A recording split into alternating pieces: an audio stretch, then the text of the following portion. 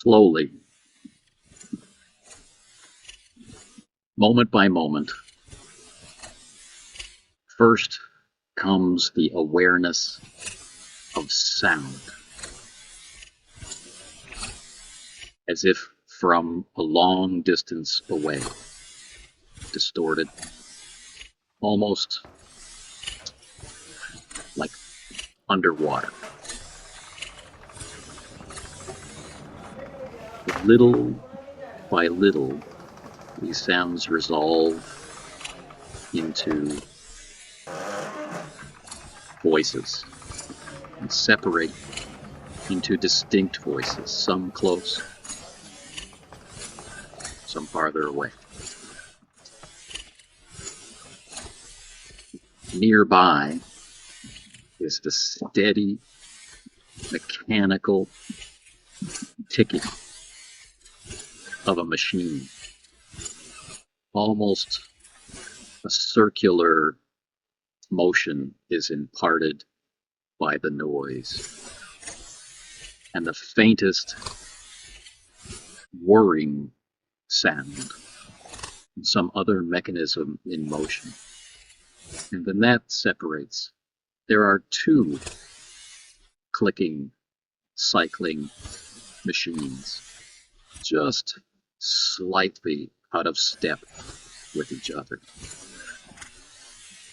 Enough to pull focus into the light. And with that sense of light comes that strong, sharp, antiseptic smell of cleaners, rubbing alcohol, starch sheets.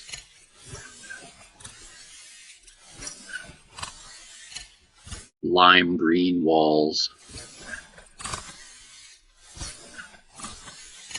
Alex Thornton, you recover consciousness in a hard, uncomfortable, low hospital bed. One arm immobilized, with red-filled tubes snaking out of your peripheral vision to a large machine. Looming over the bed,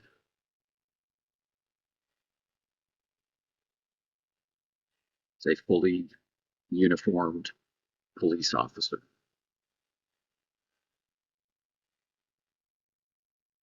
One heartbeat, two heartbeats later, the face resolves.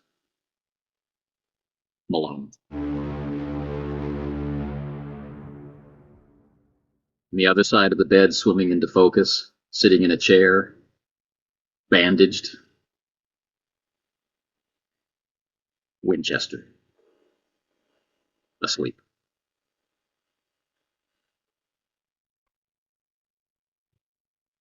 That second mechanical sound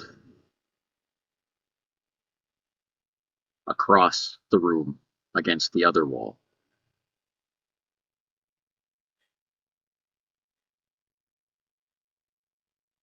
An older man, like you,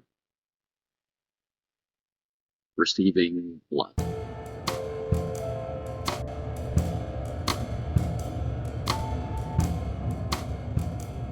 Looking over at Malone, I ask, are we at Danvers? No.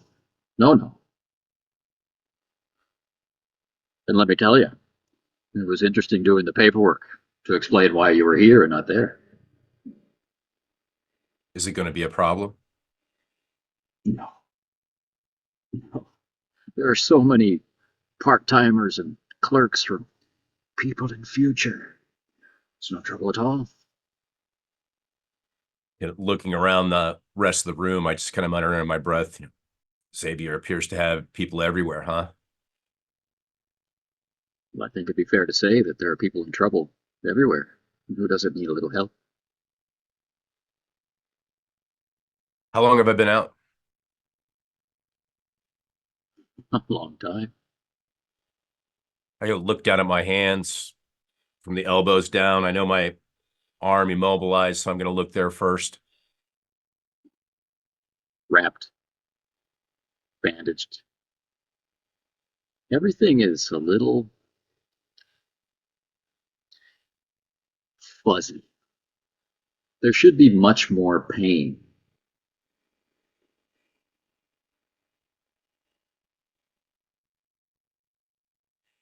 Has anybody contacted my office? Sleeping Beauty over here notified them that upon release, you had been beset upon by a certain man known for his fists. Give a weak smile.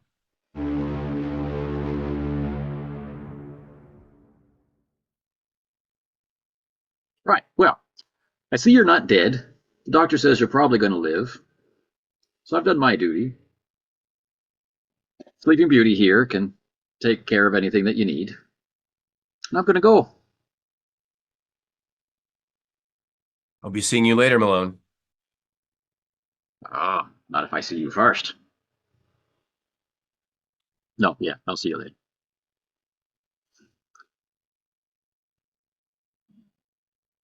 The large police officer turns around. Jimmy.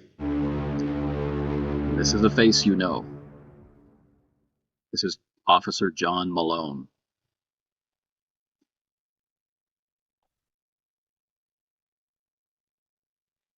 When I heard him talking about Mickey,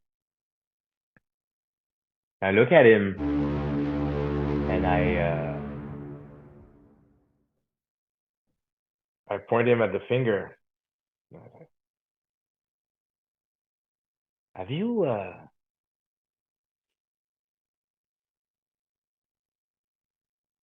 seen Mickey?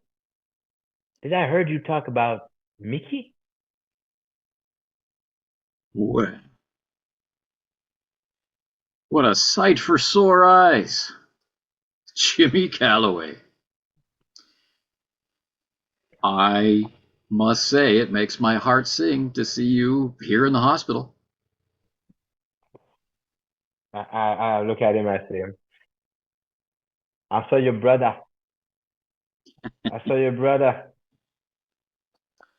on the He dock. said you were nosing around. Nah, Do you mind if I pull up a chair? Make yourself at home. I'm here for hours. Look, your brother, Michael. Big Mike. No one calls him Michael. Come on now. Nah, we're not family. You were not? I suppose maybe not anymore. But maybe we can be again, huh? Nah, I don't have much time. I don't have enough time left to start building relationships. I wanted to talk to you about the people in the future. I heard you talk with the men over there about the people in the future. Are you like your brother? Are you like your brother part of this cult, of this organization, of this brain situation? Because your brother Mike doesn't have a heartbeat anymore. Oh, he let you in on all the family secrets, did he? Yeah, I'm just like me brother. Just like him. I understand. I got an invitation. I don't know if you've heard about Agnes. Of course I have. And She invited me. I suggest you take it. I understand. I understand the appeal. So I know you were about to leave. I don't want to take much of the time. Okay, do you know where I can find Mickey? Have you seen him recently?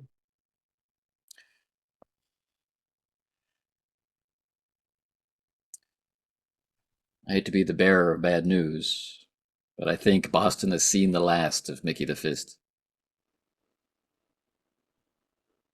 Heard differently. I heard he's walking around. But he was dead, but he's not anymore. Sometimes that which was brought back can have their invitation revoked.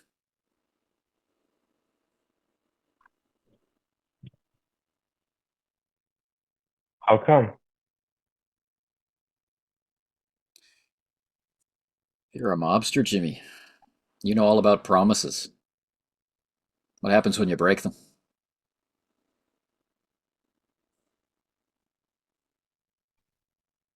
I understand. I understand. So you tell me that people in the future are playing God. That's what you're telling me.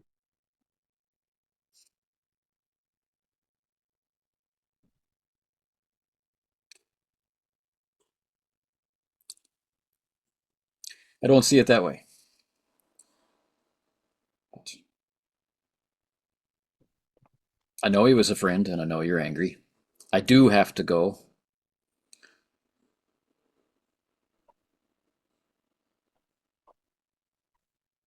Maybe I'll see you at St. Peter's, huh?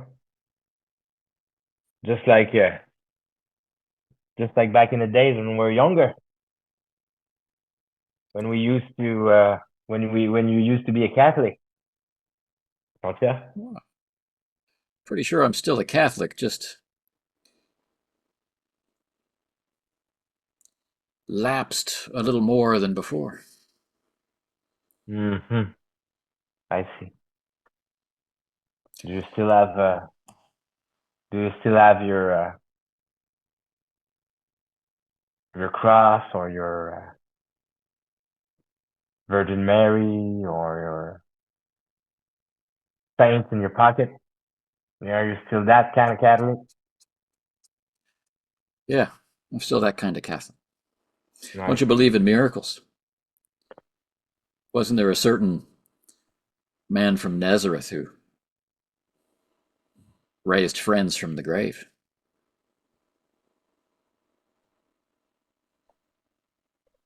I think miracles. Come on, John.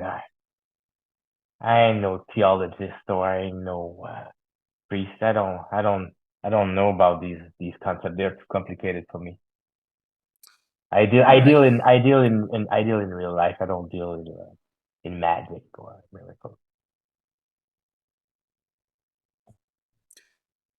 I'll be back to talk to him further.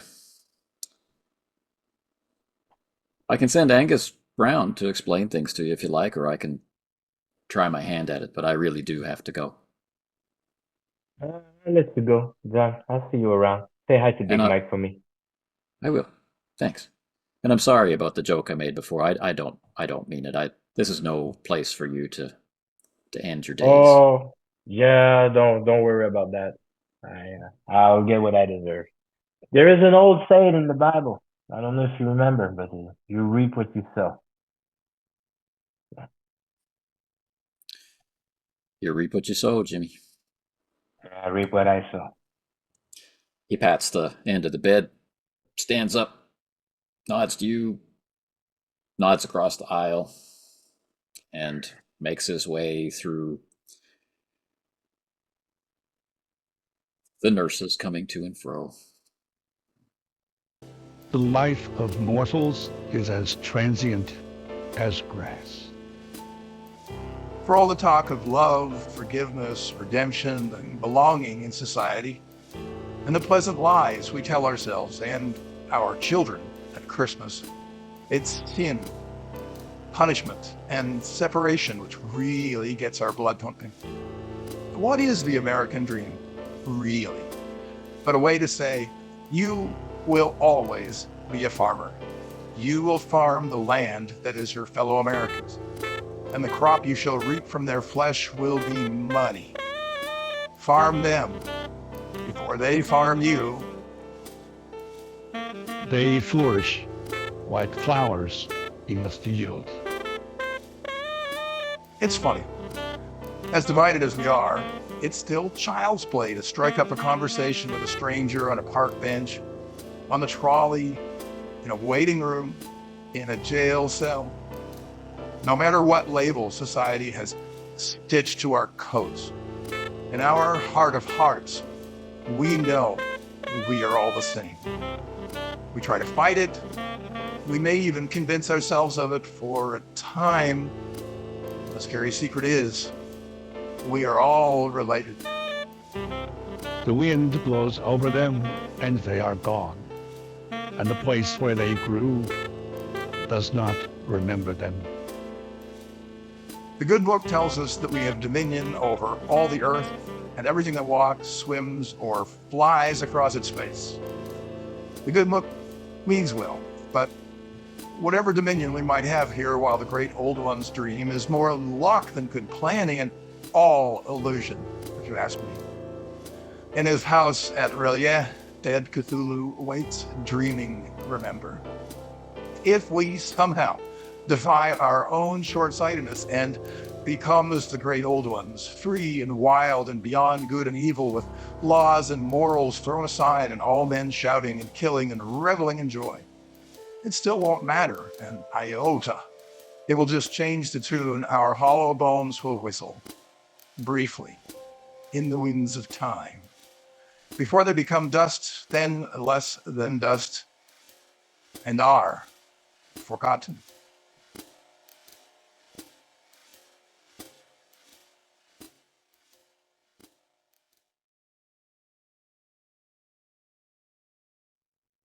I look across the room. I raise my voice a little. I say, "Hey, sorry, sir. May I ask you a question?" So when Jimmy looks across at me, he can already see that I'm already staring at him. Go ahead. I see. I heard. I mean, don't mind me listening, but the room is kind of it's kind of small, and I heard you talk about people in the future. And I wondered if you could let me know a little bit more about what you know about these people. Have you met Agnes? Have you heard about Agnes? Are you part of the organization? A little bit of a smile starts to crack my face as I say, I never mentioned anything about people of the future. I know you guys did, and I've never heard of this Agnes. But I've heard the name people of the future. You're serious? Because I just heard John Malone here talk to you about it.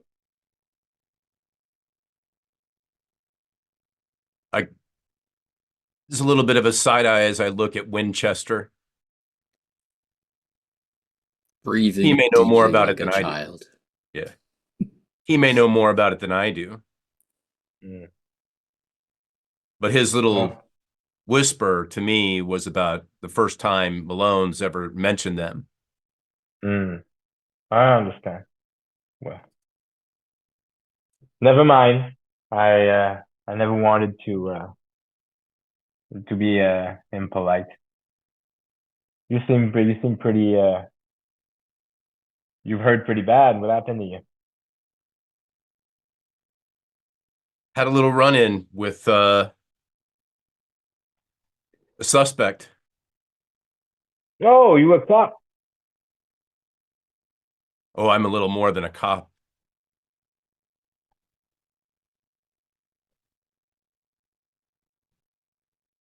I see.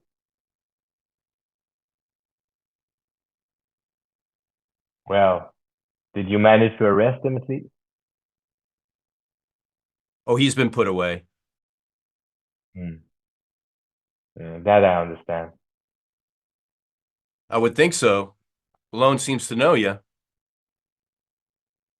He mentioned something about being a mobster, and the look on my face kind of hardens a little bit more.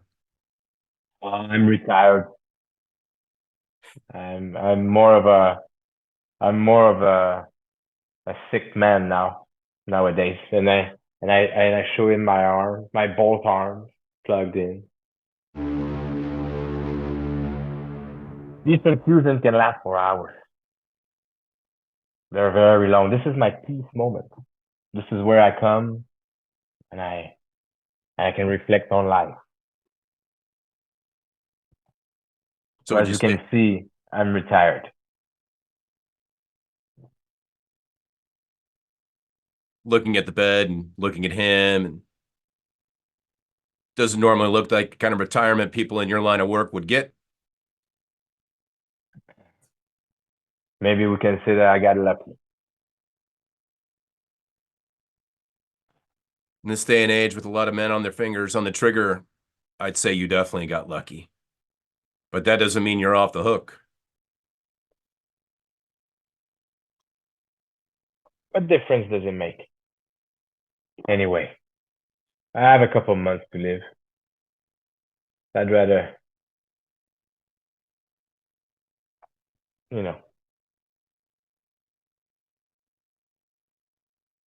But what did you know? What have you heard when you heard about the people in the future? You say you've heard about that. What happened? Did you see them? Or did you just heard the rumor? I've probably seen people who work in that organization down around the docks. That's more or less an assumption. I confirm. Really? Oh yeah, I can confirm that to you if you want. I can confirm that to you. I've been there. I've Do you been work there. down there? No, no. I got there. I was looking for a friend, an old friend, and I've seen. Oh, can I ask you a question? Like a real honest question. We're in the hospital.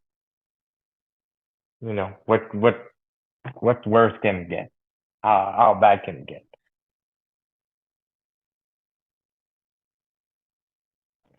Have you have you seen strange things recently around the town? Like things that doesn't make sense? Chuckling, I say, yeah, you could say there's been some strange things. My partner in here and I have seen a few things, yes. Mm. And what do you mean by strange? You mean like Malone? And I kind of look around the rest of the hospital to see who else is in here. Is it just this other patient and myself as I'm kind of assessing the situation, my grogginess? It's a serious ward. You know, lots of sleeping, heavily bandaged patients, nurses coming in, checking something, going out.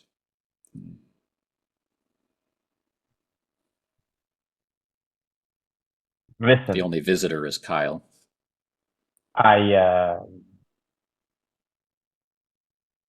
I'm gonna stay. I'm gonna have a couple hours of transfusion.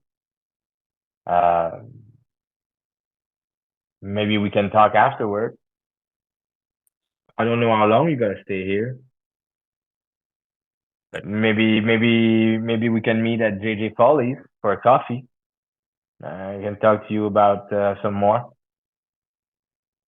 Or if you prefer church, I mean, I was thinking maybe I'm due to some peace and quiet. Maybe I wanted to check St. Peter's uh, later on today. We can join there and talk in private if you want. If we're going to talk about anything like this, we're definitely going to need to meet in some place a little more private than this. Yeah, because this is if you know what I mean. When you talk about Malone, we cannot talk about these kinds of things around here. And then I kind of nod slowly, and inside of me, I'm like thinking to myself that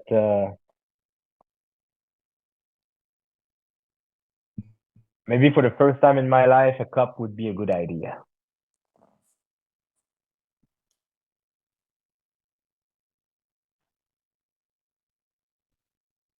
Definitely be a change of pace of company for you.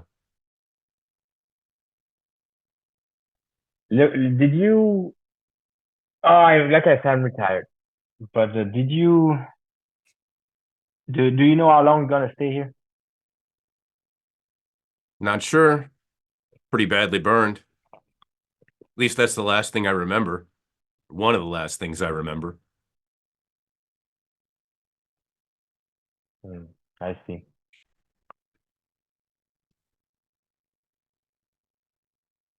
You know, and you listen. So if you,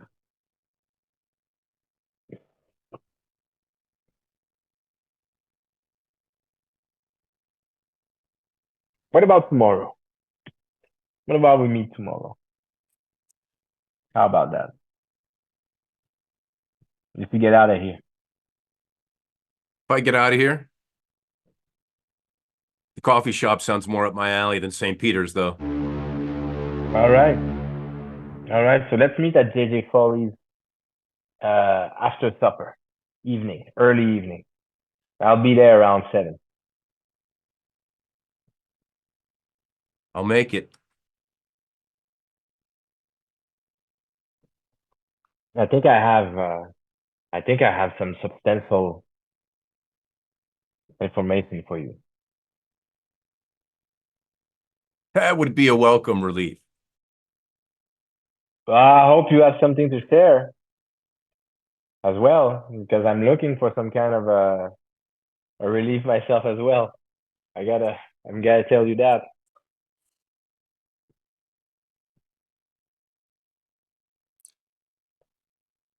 Before you see, you hear a step, a limping step,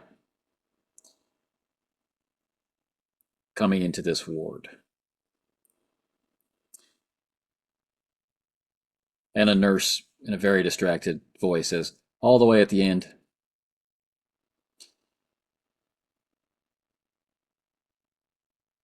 and a man's voice, Bill's voice, says, oh, I see him. And a stocky, kind of running to fat, medium-sized man in a cheap suit, a tired face, comes painfully limping down the aisle.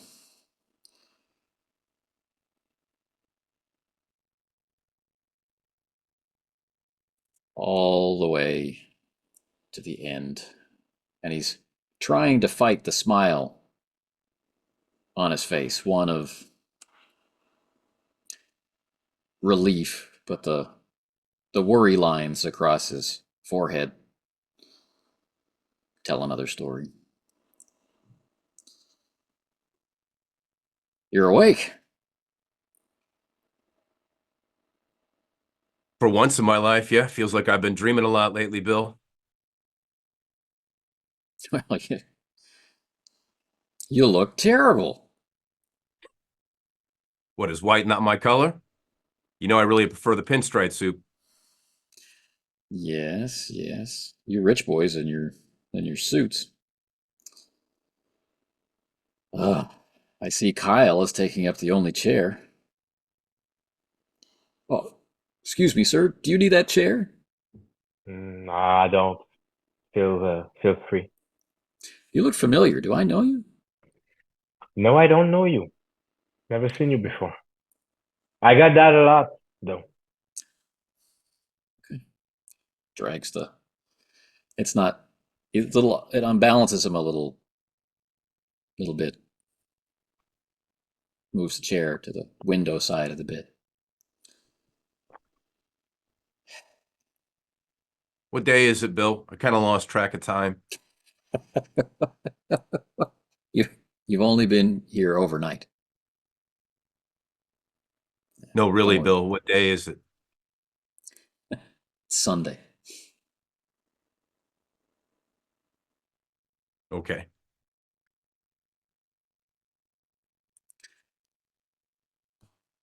You are not going to believe what you're missing out on. Paperwork? You keeping Princeton busy? Still a lot of research to do. Yeah, I assigned him all of your cases. So I thought, if I want to get them done, I really need to give them to someone else.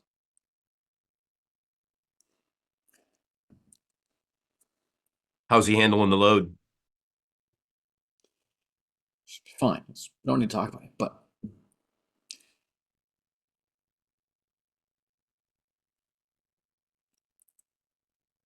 he drops his voice, but his excitement still means that it carries. Remember you were talking about things going on in the borderland between O'Shaughnessy territory and the city at large, the new Morgan territory. Somebody skinned a man alive. My chin kind of hits my chest. And he's still alive.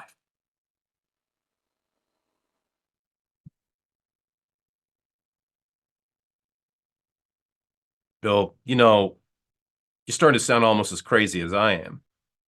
Or at least from No what one they sounds as say is crazy I'm as you. crazy.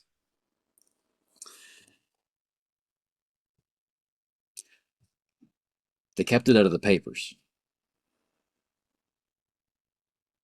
But it's starting to circulate. The rumors are spreading through the speakeasies, and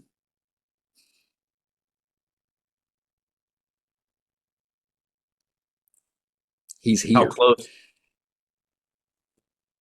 My eyes go wide. They have him heavily sedated. The pain is incredible, they say, and they're not expecting him to live. But if he regains consciousness, I want to be able to interrogate him. Take Winchester with you if you need to. He's good with the notes. It's good at sawing wood too, I see. He's kind of been keeping an eye on my house, and I'm sure the list of chores I left in there probably kept him busy. Yeah, during your rest day. So how did this happen to you while you were in Danvers? Really kind of happened on the way home. Got out of Danvers, started making my way. He just kind of comes from around the corner of the house. I wasn't really expecting it, being disorientated. We had a tussle. The door of the car was still open. I fell over. He's pushing me. We land on the heater. It was cold that morning. I got home. My favorite coke catches fire. It's kind of everything I could do to beat him off. And I look at him and beat him. I did, Bill. There was no way. You're willing to testify, identify? That's what it takes, yeah. I mean, they're going to have to catch him. Going to have to find him. I really don't remember much else that happened after that, after I passed out. A nurse sticks her head in. Says, Mr. Rainier, he's awake. I gotta go. Painfully pulls himself out of the seat. Hobbles his way out, one leg shorter than the other. I'll be back before I go. Okay, Kyle.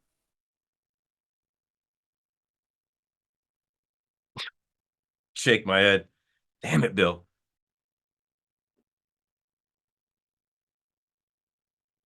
Look around on the nightstand. See the glass. Pitcher of water.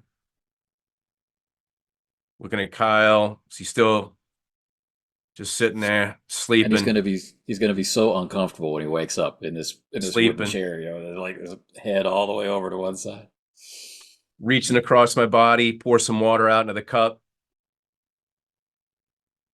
That take a sip. well, that might actually be impossible. I can't.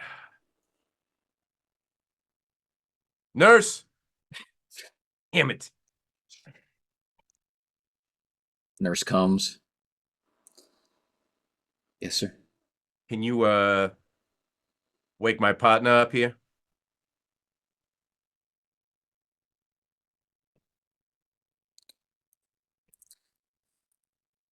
Oh, hi. He says. Don't get too dreamy, Kyle. Oh, and then he fully wakes up, sits up, starts fussing with the sheets. Oh, we're okay here, ma'am.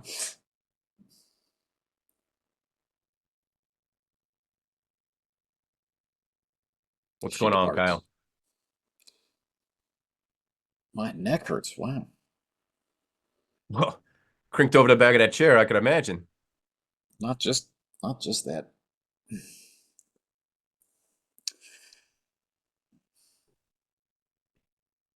You did a good job, Kyle. You too. You want some water? Yeah, I'm gonna need it. Sir? Start taking a drink. We're gonna have to find out how we can pull your card, Kyle. You know what I mean? I guess so. Do you want some water?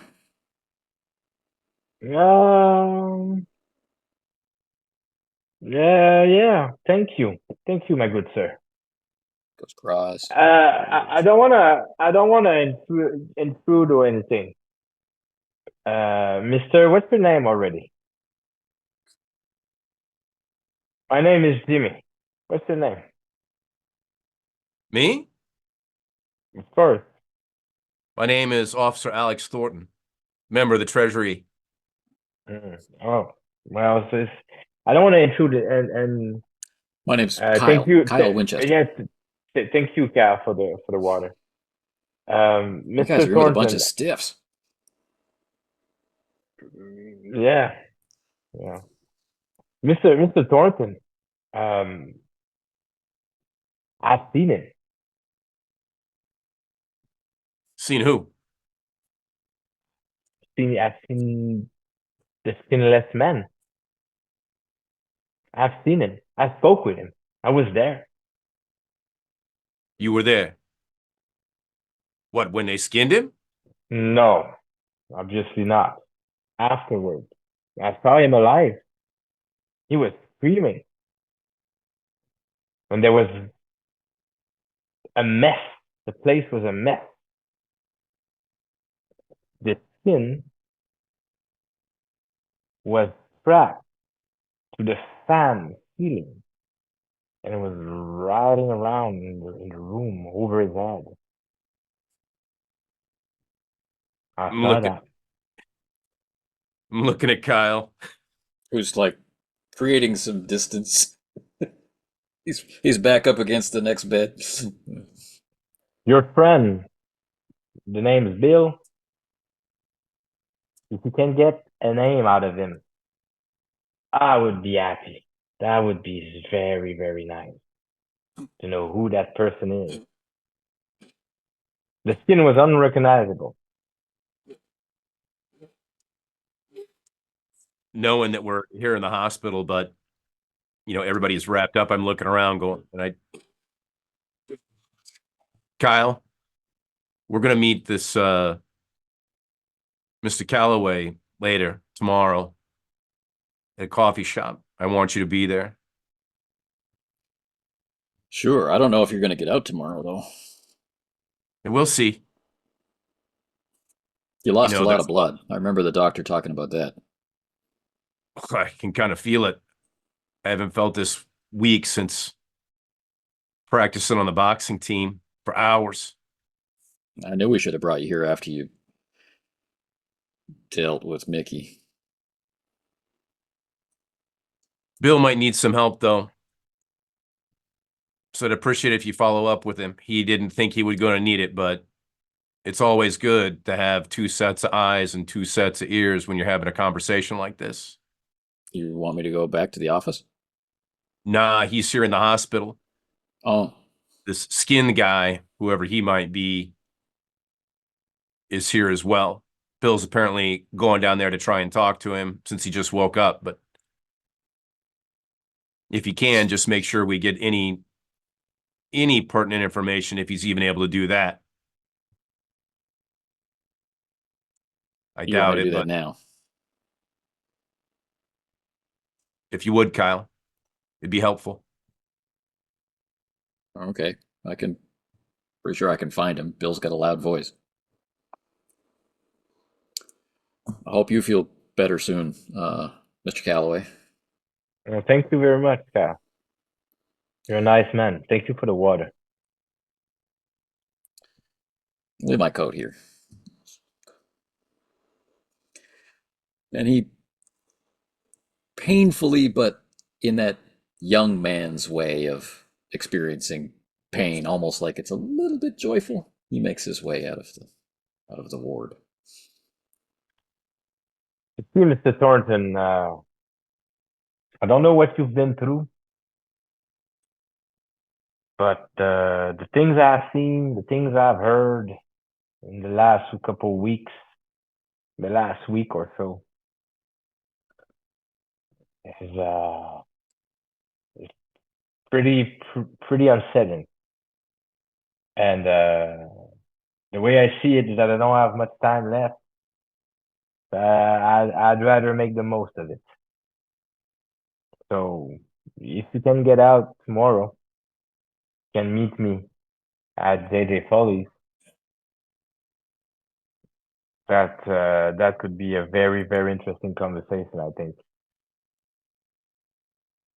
If I'm out, I'll be sure to be there. If not, Kyle will let you know when I'm going to be able to be out.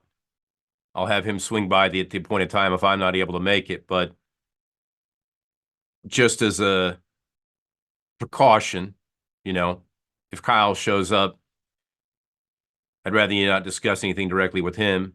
I mean, he is my partner, and I do trust him, but it's dangerous times right now. It's strange times, I would say. Very strange. Very unusual, I would say, as well. I've seen nasty things. That skinning a man is not the kind of things I've seen. At least since a couple of days ago. The kind of the gravity of what I'm hearing starts to kind of weigh on my face, and I'm looking up at the ceiling. I appreciate you stepping forward as a concerned citizen. I kind of smile a little bit, and it sounds like you have a bit of a genuine interest in making a good exit, given your situation. Depends on what you mean by good exit. You see, someone like me, I don't think a good exit exists. I think just an exit. The one I choose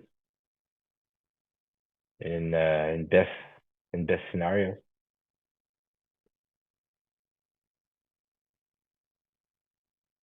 If you can choose your exit, that's the best one.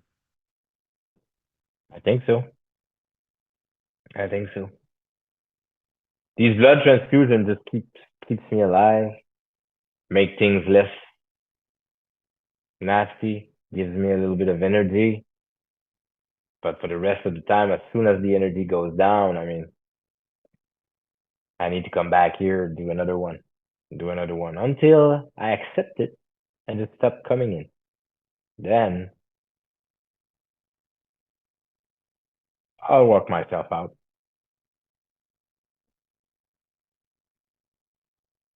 Well, certainly a lot for me to think about.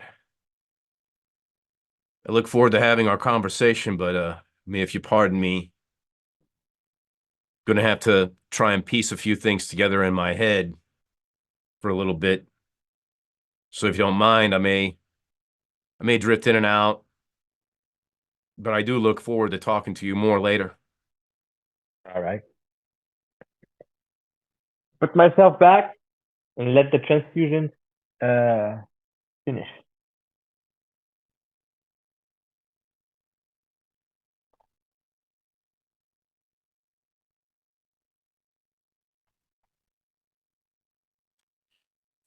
Time passes as it does in a hospital, in nurses entering and exiting. No real signs of life come from the other patients. Heavily drugged, or maybe something worse.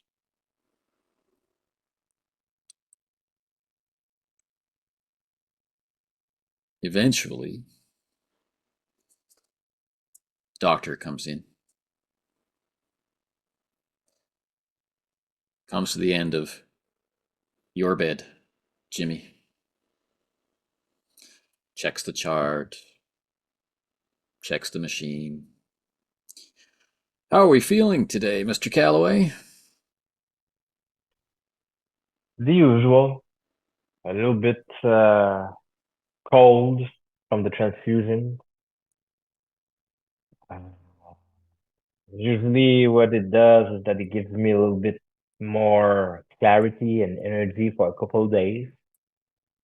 And then eventually the fevers and the coughing and the shivers and all that comes back, the lack of sleep and everything comes back in, and then I gotta come back here every other week.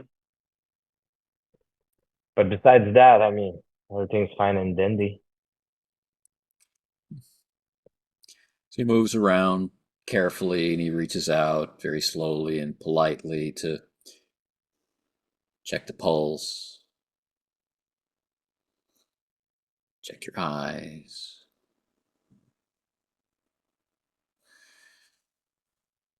You look very tired, Mr. Calloway. Oh, I am. Not only tired, I'm sick. Not only sick, I'm dying. And I don't know how long I'm still gonna, I don't know how long I'm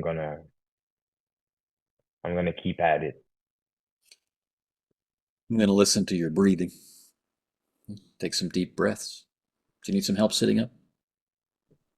No, it's all good. I sit square and I start breathing. He's listening. He moves it. It's so cold, the stethoscope.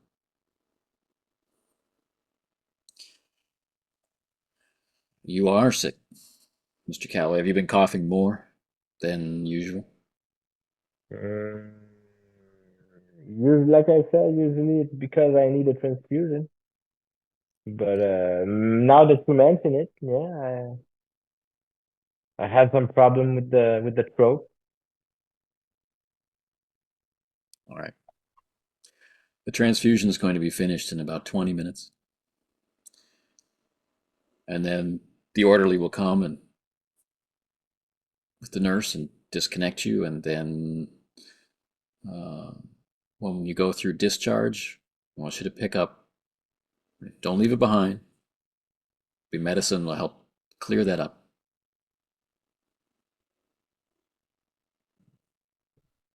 Thank you, Doc. Puts the chart back on the end of the bed. Turns around. Picks up the chart on the end of Officer Thornton's or Agent Thornton's bed. Mr. Thornton, are we treating you all right? Best stay in the hospital I've had so far, Doc.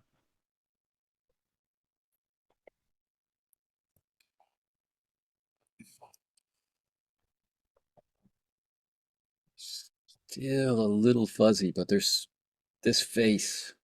This face. The day with Eddie.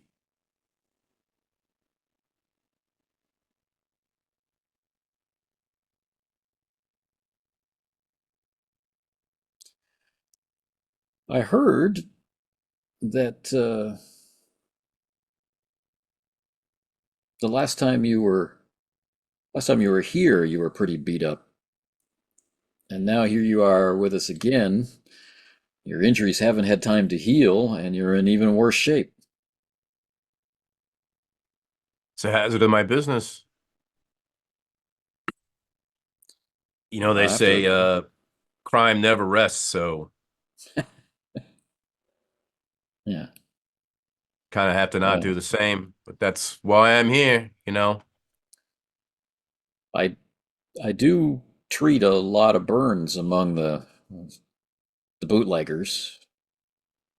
You know, get into trouble with their stills, but you're the first peace officer that I've encountered who, and if you don't mind me asking, what was the nature of the fire? Kerosene. Kerosene. You know, the heater lamp.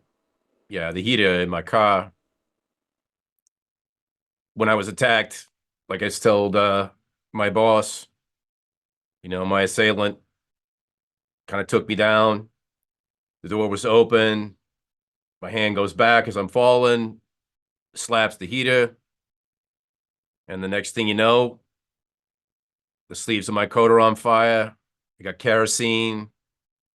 So between that and trying to defend myself,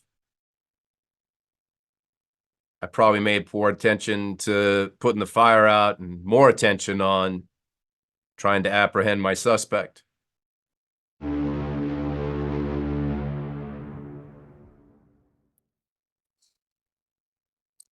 That's what you'd like me to put in my report? Yes, sir. Kerosene, defense, and then passing out. All right. We're going to keep you here overnight for observation, make sure that infection isn't setting in to the burns. And you'll be receiving more blood in the morning. If everything checks out okay, you might be able to be released sometime in the afternoon. Can someone come and get you? You won't be able to drive, and you shouldn't be. You're going to be on some pretty heavy pain medication, Mr. Thornton, Agent Thornton, for quite a while. So someone should come and get you. Would you like us to notify anyone? My boss and a partner here in the hospital speaking with Oh. one of your patients, Kyle Winchester. If you'd let him know about what time he could probably come by and pick me up. Yes, I treated Mr. Winchester, so I understand who he is. You're speaking of treated. How's Eddie Driscoll? He was released. You guys let him out, huh? He seemed to be in a bit of a panic the last time I had a conversation with him. Didn't really like kind of what we were talking about, and I understand. Yes, I did recommend that he be remanded to Danvers.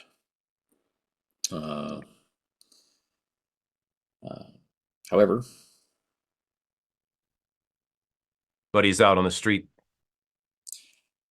I guess he has some wealthy friends. Somebody's got to look out for everybody, right? Might as well be the people with the money. Doesn't seem to be helping you much.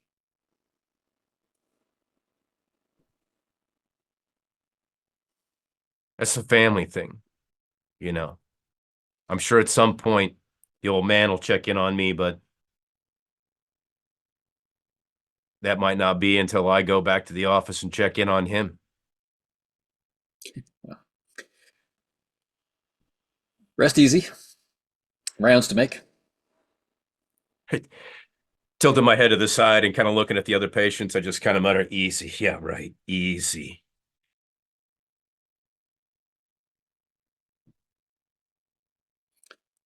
And he brief glances at a couple of patients and one stop at a chart. He makes his way out of the room.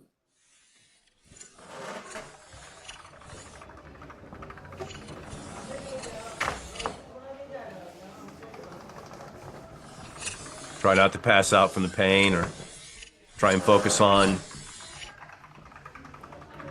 the events of the last week, knowing that today's Sunday.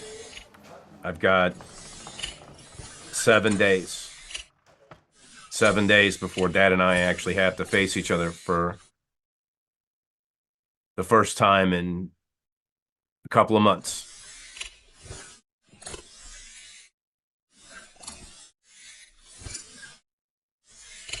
Should be this Friday, if I remember correctly.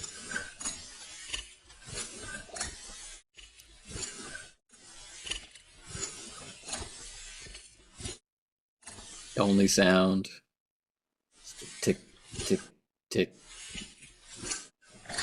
of the transfusion machine.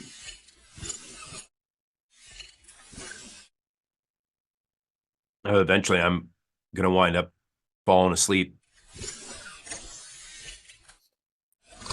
Orderly comes in. Nurse follows. Mr. Calloway, you've been I through was this kind of before. like, I was kind of like in a confusion sleep state kind of thing. Like, yes, okay, yes, get me out You've of been here, through this please. before. It's Yes, sorry. I'm gonna try not to hurt. yeah, no problem, no problem. As I gather my thoughts, I kind of sit square, put my arm in her disposition, and as soon as it's done, I kind of put myself on the side of the bed. The orderly presents your clothes. Yes, it's and then I put my shirt on, and then I unroll the thing, the sleeves, and I get dressed, put my pants very very high. I have that brownish, very nice and very high class uh, suit. I put the jacket on. I look at Agent Thornton sleeping. I leave the hospital. With or without the medication.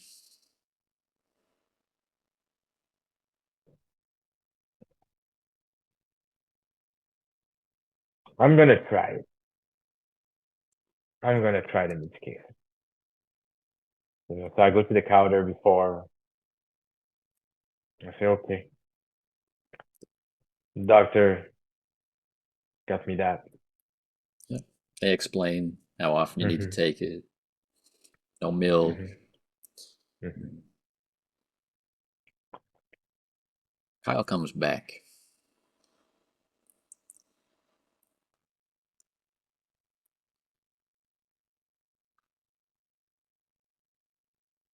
Looks shaken.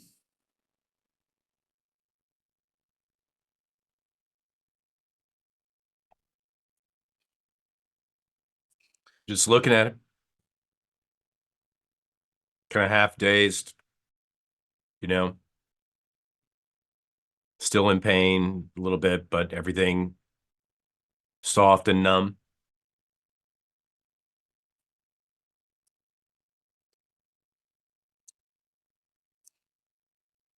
He doesn't seem to want to talk.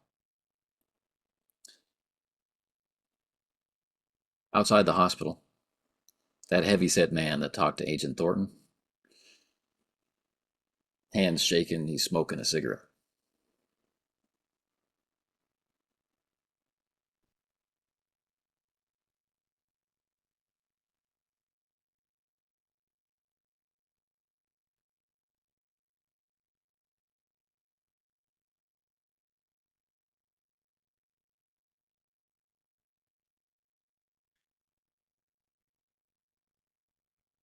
He's watching you go.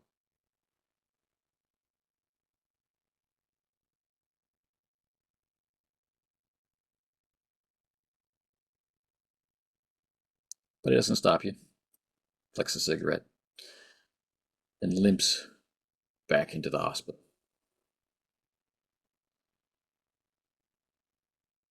About 10 minutes after Kyle, Bill makes his painful way back into the room. As Bill's walking in, I'm kind of looking at the bed, across the way from me. Is chart still hanging there? I'm looking around to see if anything's been left or if everything's been collected and cleaned already. For Calloway? Yeah. Yeah, when he left, everything was taken. Okay.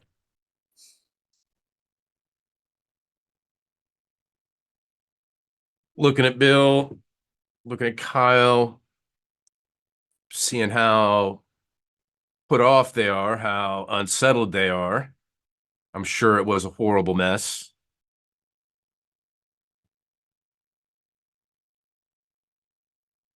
Kyle, we're going to need to look some stuff up. You're going to need to look some stuff up.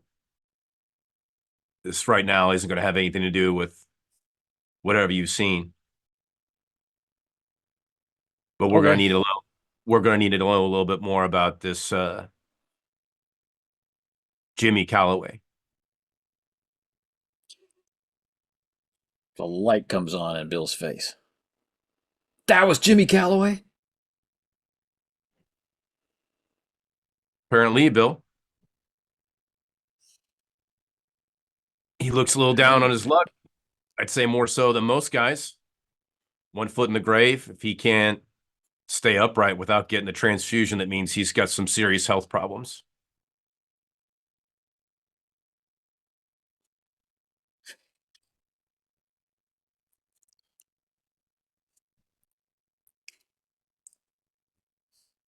I gotta sit down. Looking over, I see that I mean, you guys don't have to keep playing musical chairs. They at least left both of them over here for you. I think they anticipated you might be back before you took off.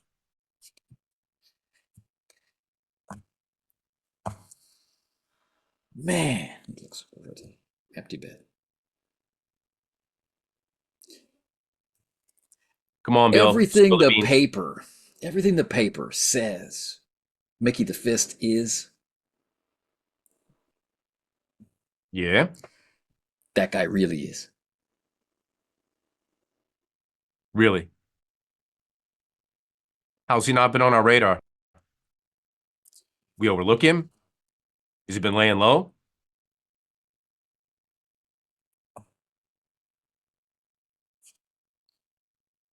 How's he been staying clean if he's here in the hospital? I mean, a guy like that, if he's got to come in for blood transfusions and everything, I mean, he's got to be slicker than whale oil, He's a hitter, Alex. The only witnesses are dead. The only evidence, rumor. Okay.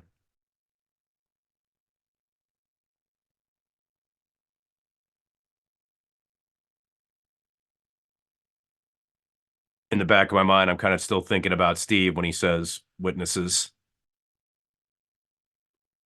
Whatever we got, I want to know it before we even talk. So I look at Kyle. I said, that's going to be, if we're going to be talking to him tomorrow, I want to know everything we can, before we talk to Calloway. So you got till 7 p.m. tomorrow night.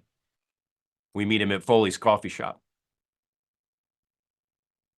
JJ Foley's Cafe? Yeah. Do you understand what I'm saying? Okay.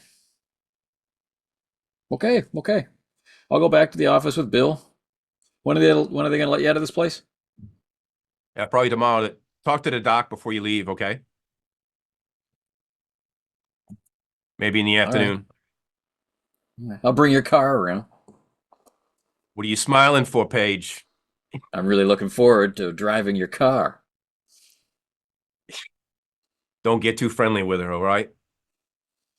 If you need to, I'm sure she might be out in the parking lot if you need to, well, if she's not, I don't know.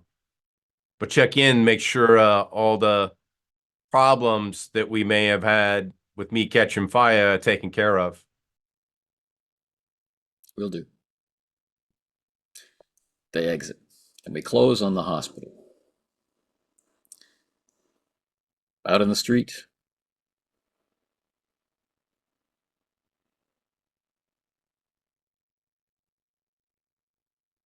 I'm on the street, right outside the hospital.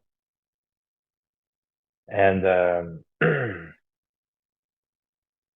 as as I smoke a cigarette outside the main entrance, I wait for Kyle to come out. And as soon as I see him, I stop him and I go, "Hey, Kyle, remember me yes, from Mr. inside?" Calloway. Yeah, yeah. Oh. I told Agent Thornton to meet me at the JJ Follies. I changed my mind.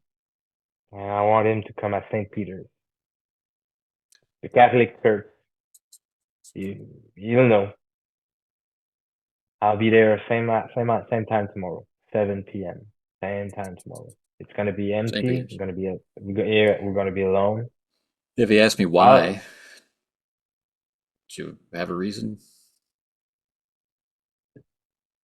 there's, there's no need for no reason. Just I'll be there at 7. Tell him to meet me there. Okay. Please. Do you have a way home? No, I'm gonna walk. I don't mind. Ah, I need a little bit of walking after all these transfusions. I need to let the blood flow. You know what I mean? Okay. Well, you have a nice day. Yeah, thank you. Have a nice one. Uh, I hailed for a cab. Okay. While you're waiting for the cab, if you could, for me, roll idea.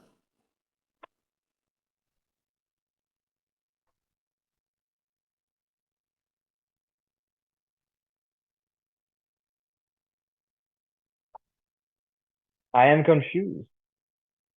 I am very confused. The light outside is really bright, and the transfusion, there's always. And I took the pill, and the pill is just inside of me, and Yeah. I finished my cigarette and my hand is shaking a little. I try to, I throw the cigarette down and I rub my hand like that. My mind goes in all kinds of places. Okay. Where do you have the cabbie take you? At home. Home. I need to speak with the boss. Okay. Cab driver is happy. So, oh, all the way out there. All the way there. Yeah, all the way there. Do you want to talk or do you just want to enjoy the ride? Hey, I have a question for you, Shoot. my good man. Have you heard about what's happening in the dock? There's an organization called People in the Future. Have you heard about that? People and future? Yeah. But you mean people and the future? Yeah, it's just 3 words. People and feel pretty sure. Like there's a green stripe, people, then a white stripe, and another green stripe, future. Oh, I okay. think. So well, okay, no problem. We might be talking about the same thing. Have you heard about them? There was this bakery on Newbury Street. terrible murder took place there. The owner killed her whole family. I'm sorry, on what street? Newbury. There was a murder? Yeah. Awful. Husband, kids. And, my regular route takes me through there all the time. And the people in future group came in, gutted the place, repainted it, put in new furniture, turned it into, kind of a cafe. Right. They worked really, really quickly too. It looks nice. But that bakery'd been there forever. It's it's a shame that it's gone. Yeah. Taranovsky's bakery.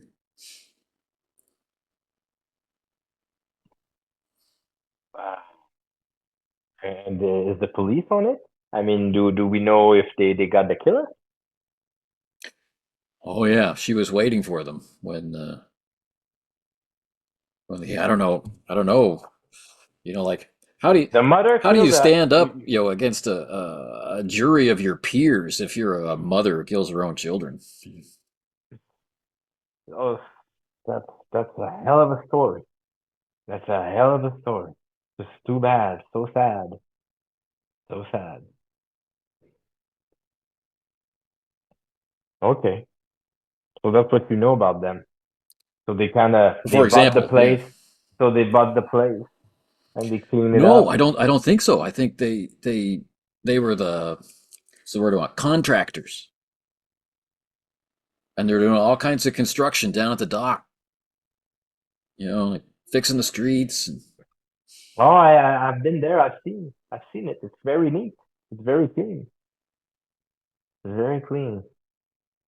What's your take on it? Do you hear people talking about it in the cabs sometimes? Um not, The not popular the really. popular opinion, not really. Yeah, I see. You But see. Well, I heard they do rallies too, right? Like yeah. make I've work seen one on the make street. work rallies. I've seen one on the street. They invite people over to go to their tent. They have like a tent by the dock. Have you heard about that? Like They a have like a big tent, a big gazebo tent kind of thing. uh Yeah. And what do they do there? I don't know. I don't know exactly. They seem it looks like a church to me. Oh, like a revival? Yeah, some kind. It's very hard. I'm not sure. Uh Yeah, I'm not sure. Yeah. Well, thank you for the chat. You're looking pretty tired, I could tell. That's why I asked. You're coming from the hospital, right? I'm coming from the hospital. I need to get some rest. Yeah. No problem. You don't have to talk to me. Thanks for the ride.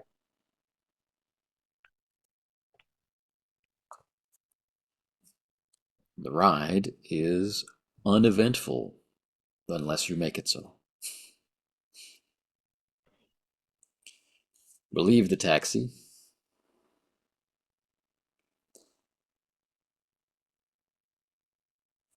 And unless Agent Thornton has plans for the hospital,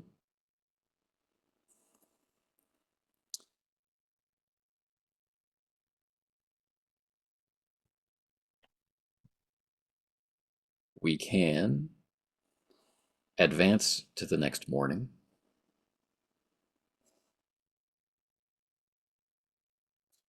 or any other period of time you like.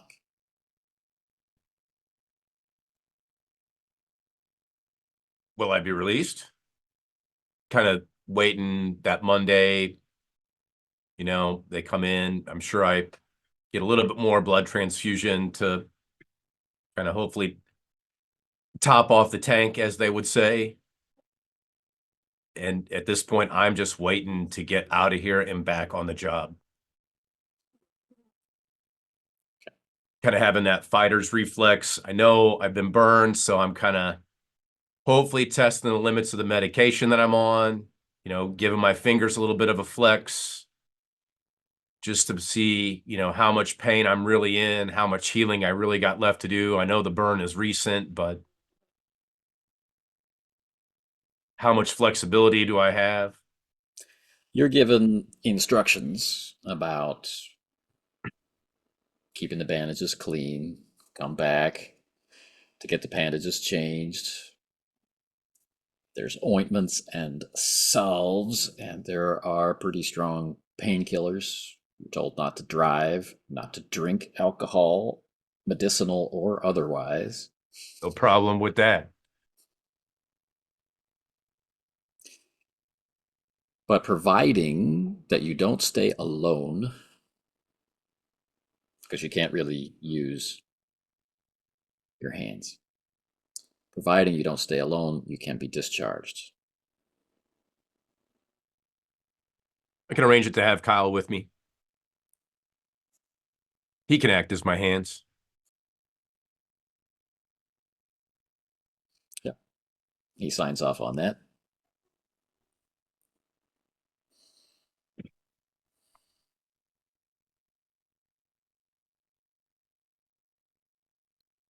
Other than that, just waiting for the time to tick down before we have our meeting, and ask Kyle in the meantime if he was able to find out anything about this Calloway.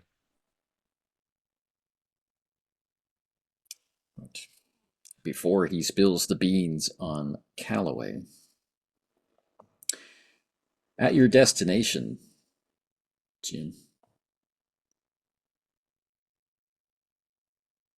the boss isn't due back until the evening.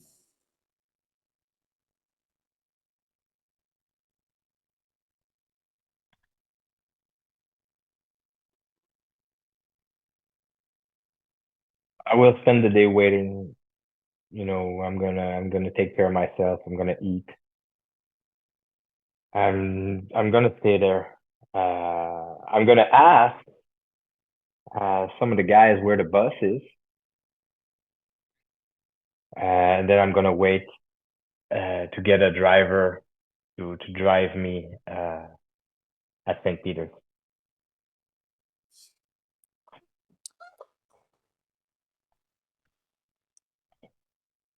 He was called away and went upstate,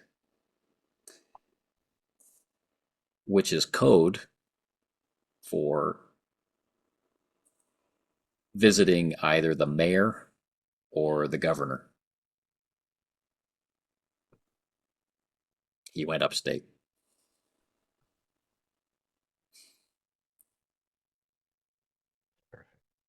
So yeah, I'm gonna ask if one of these guys can drive me for the night, for the evening, and then I'm gonna wait and get a lunch, grab a lunch, and then go to St. Peter's. Okay. So you get a good night's rest and rest Yeah. through the day. Yeah. And it's Malcolm who comes and says, Mhm. would you like me to drive you? Yeah, please, please. All right. I'll Okay. I'll pick you up at 6. All right, thank you very much.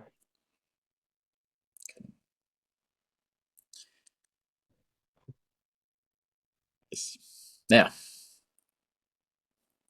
back at the Thornton household, which is not in great shape. Muddy boot prints, coffee cups and dishes in the sink. Milk was left out on the table. Kyle has the good breeding to be embarrassed. I'll clean all this up. It's okay, Kyle. We've been through a lot in these last couple of days, and I appreciate everything you do. Like I said, you've done a great job, and you're a great partner. So he starts, washing the dishes. He says, "So, Calloway, Um, I don't think we could get a warrant on him for anything. All be hearsay. But Bill was right. There's numerous references to him as a hitter.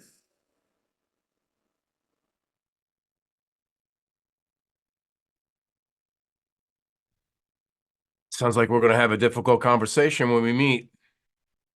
This isn't the most comfortable of positions to be in. I say, as he's kind of cleaning up the kitchen and I'm standing by the doorway going down to the basement, kind of head a little tilted down, staring at the door handle. You sure you want to go down there? I'm not thinking about going down there. But I do got to make a call. Private call or? Nah, you should probably be in the room. Everything I'm going to hear is going to be stuff that you need to hear too. We both need to be on the same page, okay? Okay. So he goes over to the phone, picks up the receiver. Xavier's number. Operator, how can I place your call? Gets the card. Speaks to the operator. Yes, operator, Maine 2949, please. Listen to see if he picks up. He does not.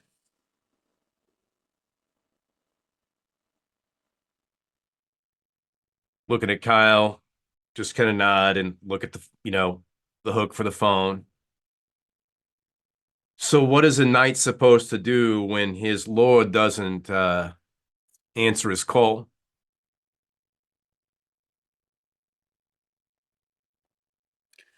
Pretty sure the doctor would tell the knight to stay home, put his feet up,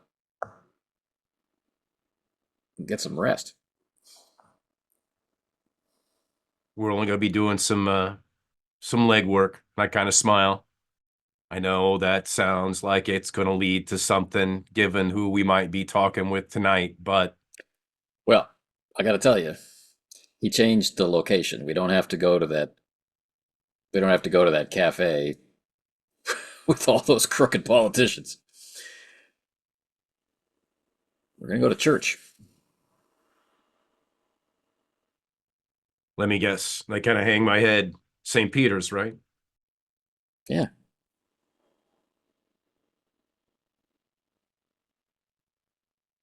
Okay. Just kind of milling around the kitchen. Okay. All right. I knew at some point I was going to get dragged back to this place, but that's fine. Okay. So you want to wear a suit or? Yeah. Should wear a suit too. I mean, we're going to church after all, so we need to be respectful. All right.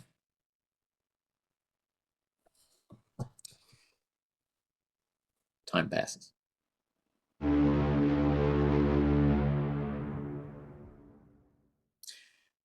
Jim Calloway, are you going to arrive early or late or on time? Earlier.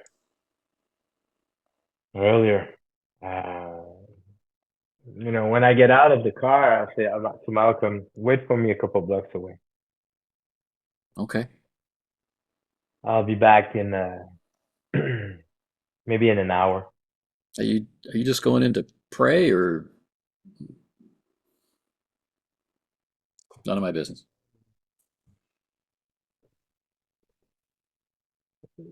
Thanks for your concern. If I'm not back in 2 hours, come on in. See what's Okay. going on.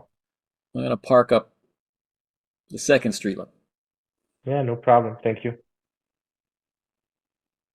I turn around and I look at St. Peter's, which is this big Catholic church. And, I used to go, my father and I used to come here. when I was young. Sometimes it is just a familiar place that I just wanted to come and have a little bit of time with God. So I walk in. At this time of the day, the church is empty, but the doors are always open, so you can come and pray. So I take a seat alone in a place where there's not a lot of people around, and I start praying. And the prayer are just an expression of this life that's coming out of me. So it's just okay. So thinking about my mom, thinking about my dad, thinking about the life I've been through, the life I've done, the stuff that I did, and I have these images in my head. And I have this genuine prayer. First, I'm on my knees. I cross my hand like that. The forearm on the bench, the wooden bench in front of me, it creates that tension on the bone. Because I get skinnier by the day, so I just bones and a little bit of skin. And I stay there and I pray. And I don't see the time pass as I kind of reflect on this life that I've been living, and on that life that I want to quit as well before passing. And this idea of retirement and just throwing story at me. And the images that keeps on coming back all the time is agony. Wants to bring back my mom, wants to tell me that I can live forever, and I kind of wash them away. Right. Waiting for Agent Thornton. The front transept, there's a woman lighting candles. Farther over, there's a shapeless person, shawl, praying. And the priest, one of the priests, Flanagan, he's carefully changing the letters on the signboard about what the homily is going to be tomorrow, and minding his own business. Agent Thornton.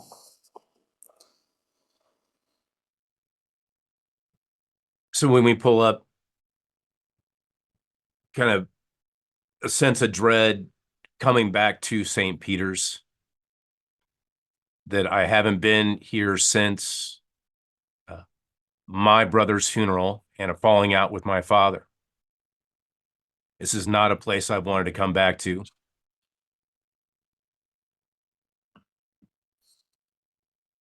Look over at Kyle. Say, you're still going to have to be my hands.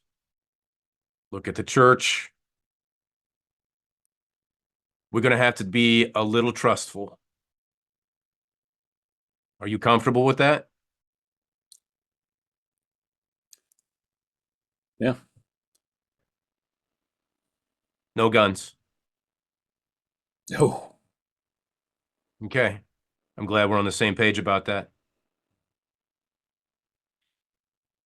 After we park, get out of the car, I'm really not looking forward to going into this place. What's eating you, Alex? I mean, your face is pretty transparent usually, but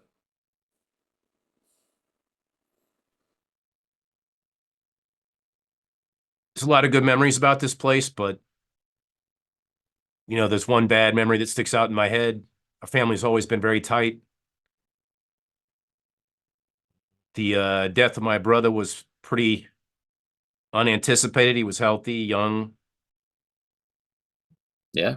He was kind of the son that I guess my father wanted me to be. He wanted me to go into the family business. I made a different choice, and Derek, he chose to go into the family business. I did not. There was no bad blood between us, but You Yeah, could well, kind of fathers say, and sons. yeah, yeah, and you're just kind of staring at the handle of the church before we go in. You know, murder is a bad thing, very bad thing when it happens to a family member. And my father wanted me to use the power of my office to investigate it. We tried to do everything we could, but we could never make any connection. So I look at him and say, it's one of those unsolved cases, and it's probably one of the things that's driven me to be who I am.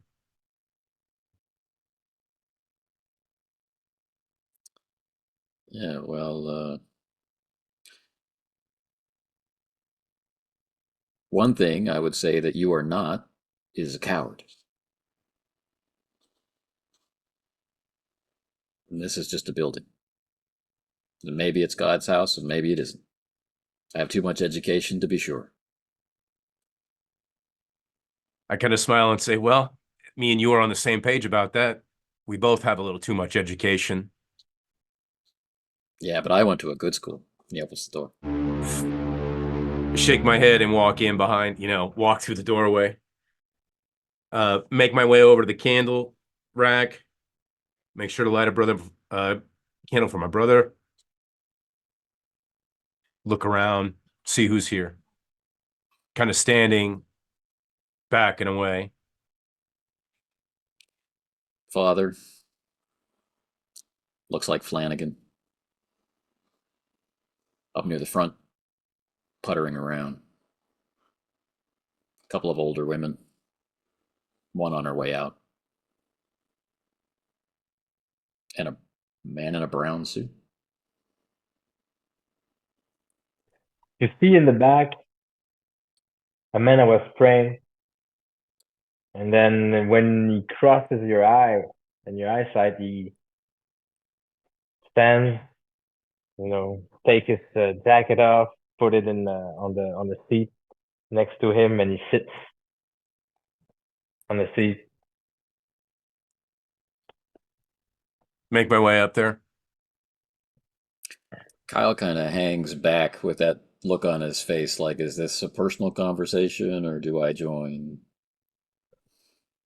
I just nod my head. Use your best judgment, Kyle.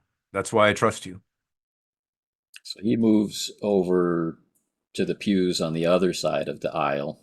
Not too far away, but far enough you could have a private conversation.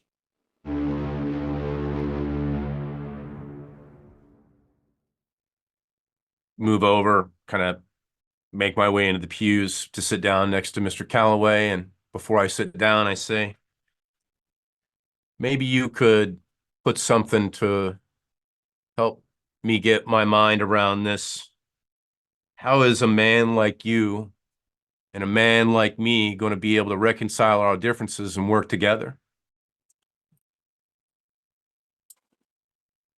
I think the church is the right place to start trying to do that.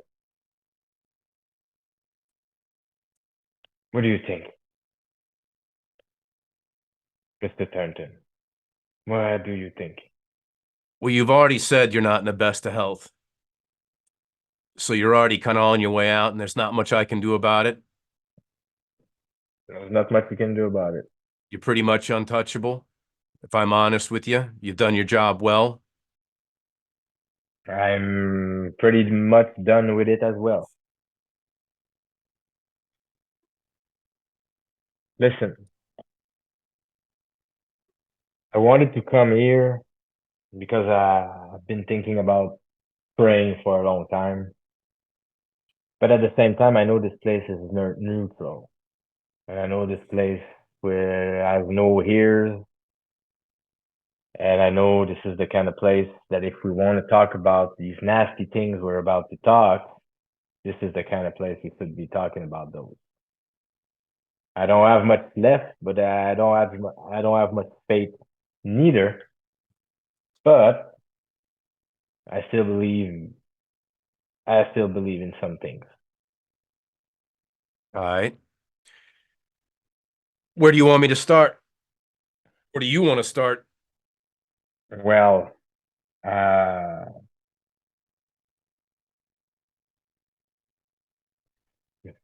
well, you said you know what's happening to John Malone. I know a lot about it. You know a There's lot still about it. there's still a lot more I need to find out. Hmm. Listen, let's start with John Malone. I met his brother, Big Mike, Michael Malone, on the dock a couple of days ago, and he had no heartbeat.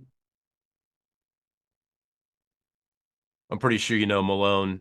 He doesn't have one either, right? You told me that, but that doesn't make much sense to me because on top of that, I've heard about people coming back from the dead. Have you heard about that? Oh yeah. The Malone brothers aren't the only ones. There was a murder that happened not too long ago. Young girl, Boston Commons. She visited Malone and me at my house.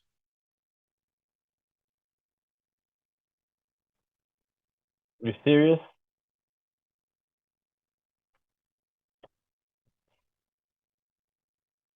Oh yeah. Very serious. I kind of looked down at my hands. I didn't get these burns from a fight with Mickey the Fist. I got these Oh, burns. that I know. That I know. You wouldn't survive a fight with Mickey the Fist. I kind of chuckle. Uh, yeah, about that. Mickey's dead. I heard he's back from the dead. No, no, Mickey's dead. And this What I, very hard, serious look comes over my face. what do you mean? He's down. He's down for the count. He's not coming back up. He's been put down. By whom? I raised my hands up. I'm not a bad fighter myself.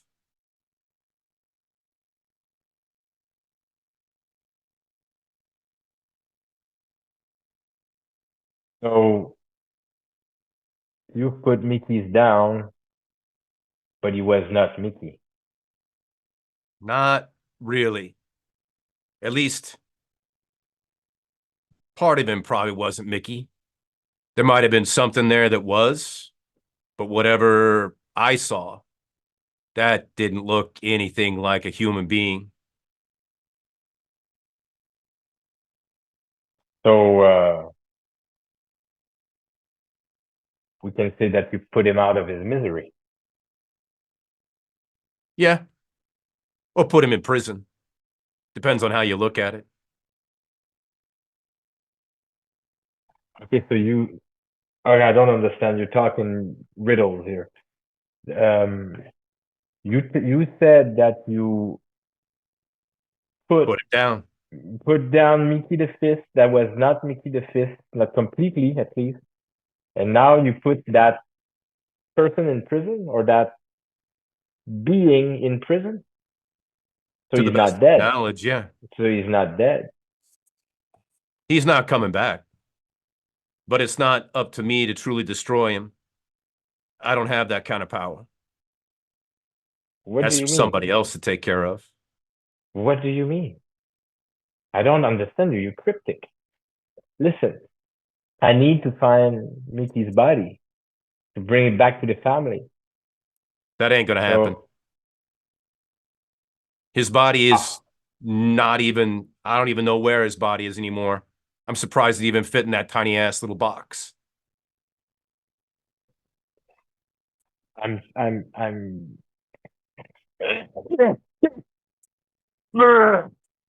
and I kind of look. I kind of hold my two hands and You're gonna and be I kind of okay. I'm fine. I'm fine. I'm fine. I just hold my hands on the bench, the wooden bench in front of me. I kind of take a couple of breaths. Okay. Wait. Have you heard about a book? Because I went to an auction house, My eyebrows go up. and that auction house was freshly painted, and it was a weird place. It looked weird. I'm pretty sure the guys there lied to me. Is this owned by the This is Gavigans family? You talking about Gavigan's auction house? I'm talking about that auction house. Yes, I'm talking about the one with the book that Mickey was trying to find. I Mickey just wanted know to. about I know about one. I know there's supposed to be a set, but I only know the name of one. It's a set of books. You're saying? Oh, My understanding. There's three. I didn't know about that. I thought it was only one big book. I'm not a book person myself. I I don't know much about books, and Mickey's not a book person either.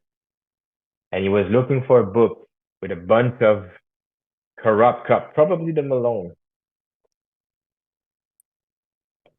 Hmm. From what I understand, it's supposed to be some kind of occult collection. Very old, like an antique. Have you heard about the Hermetic Order of the Silver Twilight? The name has come up once. And again, that's something I'm still trying to look into and track information down on. Yeah, I think that the Gavigan has something to do about it. I don't know. I'm not sure. You see, listen, Agent Thornton. I am not a detective. I'm not a policeman. I don't know how to deal with those things. I have so much things I've heard in the last couple of weeks. So much things, and you and I cannot have been seen together because if people see us together, they might understand things the wrong way. Do you understand what I'm saying? I'm an agent of the Treasury. Why do you think I asked you the question about how is a man like you and me going to be able to reconcile our differences, work together? All right, all right. So I have some information. We can share some information, but I think that we might gonna have. Am I gonna need your help? I think I might gonna need your help. Actually, Okay. If you're going to help and you're honest about this thing, you're out of the hospital, you're limping around on loose legs, right? You could go down. If you make that choice to go down, it's going to be your choice on how you're going to go down. So I'm going to leave that up to you. all right. But if you want to do the right thing, and I nod my head, you know what I mean? If you want to do the right thing, we're going to eventually have to come to some level of trust with each other. Well, the only way we can do this is to share information right now, and then Okay. look. I was here. I think it's a fair place to meet. It is. So you've asked me about a few people that I know. Let me You ask you. heard? Let me Okay, ask yeah, you. go ahead. Let me ask you Go if you ahead. know someone. Go ahead. Have you ever met a man named Xavier Morgan? No, never heard about it. And yet you asking a lot of questions about this people and future, right? Yeah. Well, from what I can gather, this Xavier Morgan is the guy who has moved in and taken over the O'Shaughnessy territory. He's probably the Oh, guy connected. the Morgan family. Morgan Co. Yeah, I'm assuming the family. Yeah, from what I've found out, his business is pretty much above board, although he's spread all over the place. Yes, it is. He took over the dock. Yeah. Have you ever met Eddie Driscoll? You ever had any run-in with him? I know him. I never really spoke directly. How do you know him? No, it's just a reputation. Okay.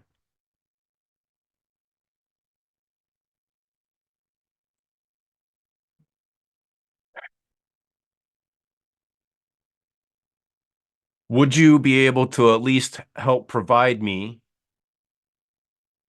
with some names of people who I should not be talking to in local law enforcement? And I'm kind of hanging my head when I say this.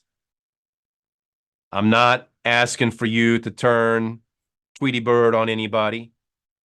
I just need to know people who I shouldn't be talking to for It depends. It our sake. depends. Well, it depends what we are about to do. Listen, I think that people in future are a bad organization. I think people in future are dangerous. And I think people in future are not to be trusted. That's my prerogative. That I would start with. Okay. That I would start with.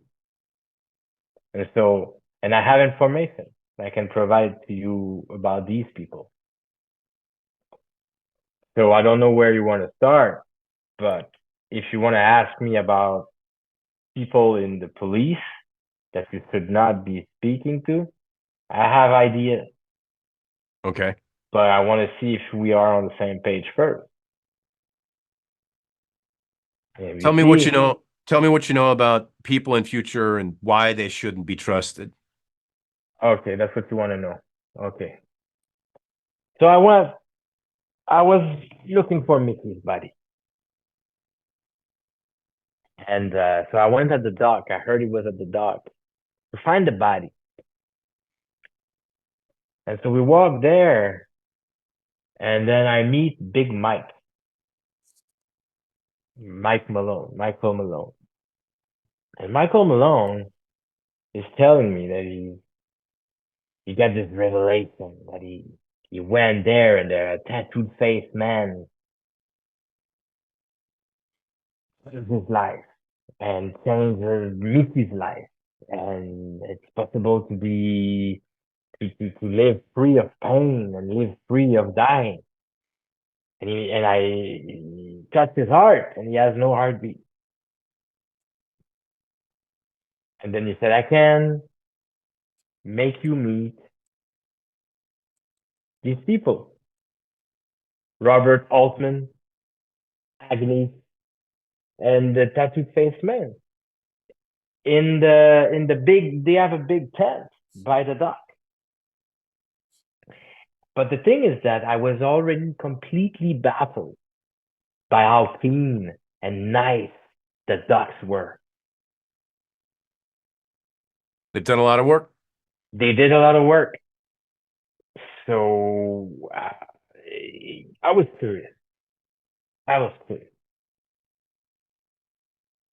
went in the tent, and I've seen the lineup of people wanting to get in and get healed and cured from their diseases and from everything they have. I was curious because I'm sick, you know. I'm dying, so I wanted to see for myself. And as I went in, I see a church cult-like place under a tent. And there's a back room there. And I see the tattooed faced man coming out, getting people back in the back. And there is this strange woman. Agent Thornton, listen to me. It's very important. She comes and she sits next to me. And she starts telling me all sorts of things about my life. She knew everything about my life. Her name is Agnes. And she starts telling me all sorts of things. She knows I'm sick. She knows about my mother. And she starts saying that she can bring back my mother from the dead. At the moment I left, because this is wrong. There's something wrong. This is wrong. And I left. And this is from that moment that I said, you know what? I need to go back to the church. I need to make some peace with myself. And because this is temptation, just the way Flanagan used to say back in the days. This is temptation. And then one other reason why I think that people in the future are evil. I took the taxi cab yesterday from the hospital, and they talked to me about that woman who killed his whole family at the bakery on Newbury Street. And people in the future, they came in and they renovated the whole place afterwards, and they made it all paint in black and white and green, and it's now a cafe, and it's super nice and super clean. So for me, there's something wrong. There's something fishy there. That's a bunch of stuff that I know. I know a little bit more, but we need to share. What's the name of this bakery? That I haven't heard about. It's a bakery on Newbury Street. It's a cafe. I don't know the name. I don't remember. Yeah, that's a new one. Yeah, See, father and son killed by the mother. I'll have to follow up on that. I got that from a taxi driver. It is what it is. So, since you're interested in Mickey, I'll tell you about Mickey. A friend of mine, boxing buddy, came in one night with a shiner on his face and tells me that he's getting roughed up because maybe he's keeping 2 sets of books. Maybe his employers find out about it. Not exactly sure. But he was working at the Gavigans' auction house. A couple days later, haven't heard from him. Go to his house. Boom, I find him on the floor, dead. His chest opened up like with a melon baller. Just no heart, everything taken out. Managed to collect a little bit of evidence from the scene. Tried to keep everything clean between some officers that I hopefully can trust. So you might understand why I would like to know who I can and can't talk to. Then the next thing I know, Mickey's targeting my family. He shows up at my aunt and uncle's diner. He has my aunt invite me there for a lunch under false pretenses. And that's where I first get to meet Mickey face to face. Mickey and we fight. This is the first time I get to see how inhuman he is. This thing comes out of his mouth, wraps around my arm. I'm sent to the hospital with wounds in my neck. He takes a couple of shots to the gut, and then he passes through a wall as he runs away. That I've heard before. Have you heard about a man called Lou Malone? Lou? Lou Malone. I mean, I know a Lou. I don't know his last name, but it might be. Does he have a brother named Bud? I don't know about that.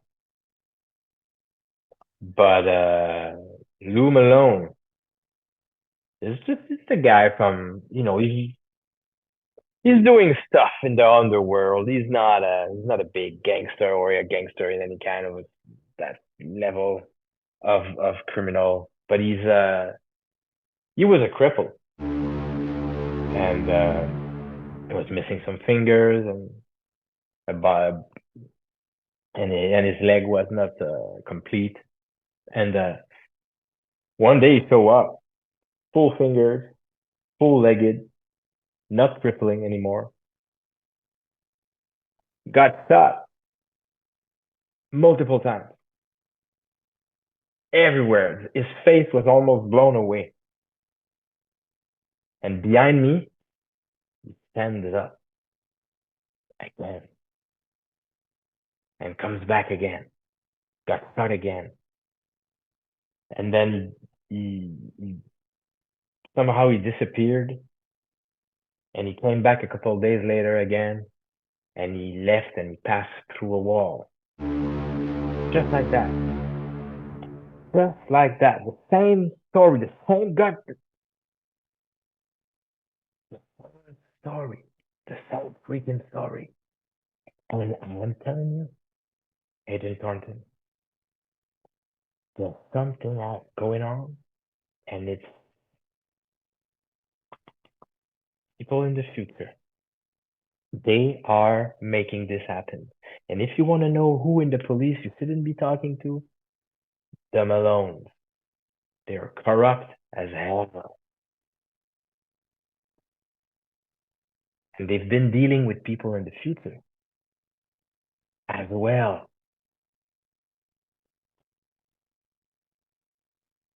Well, that's a little unsettling. I've already had a Listen, couple of conversations with Malone, but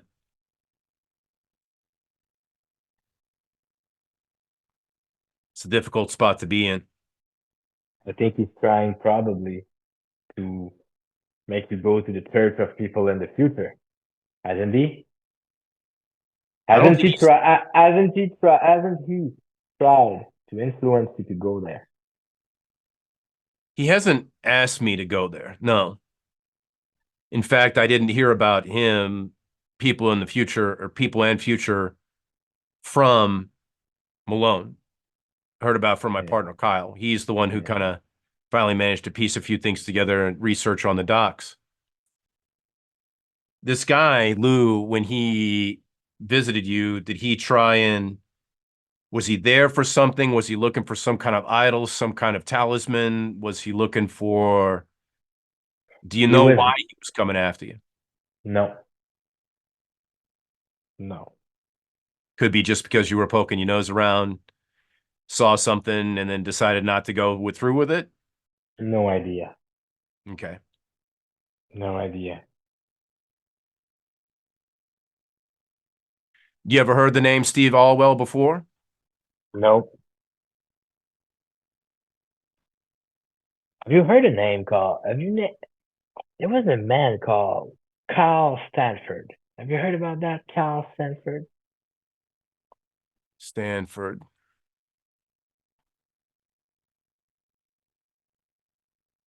He was a guest at the Gavigan. He and a certain Dr. Call are enemies. Have you heard about these guys? Does it ring a bell? Carl Stanford, the name does ring a bell.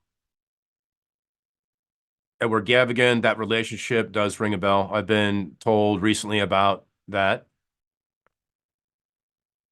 After the incident at my house with Mickey, I had a conversation with some visiting professors from another university to try and shed some light on this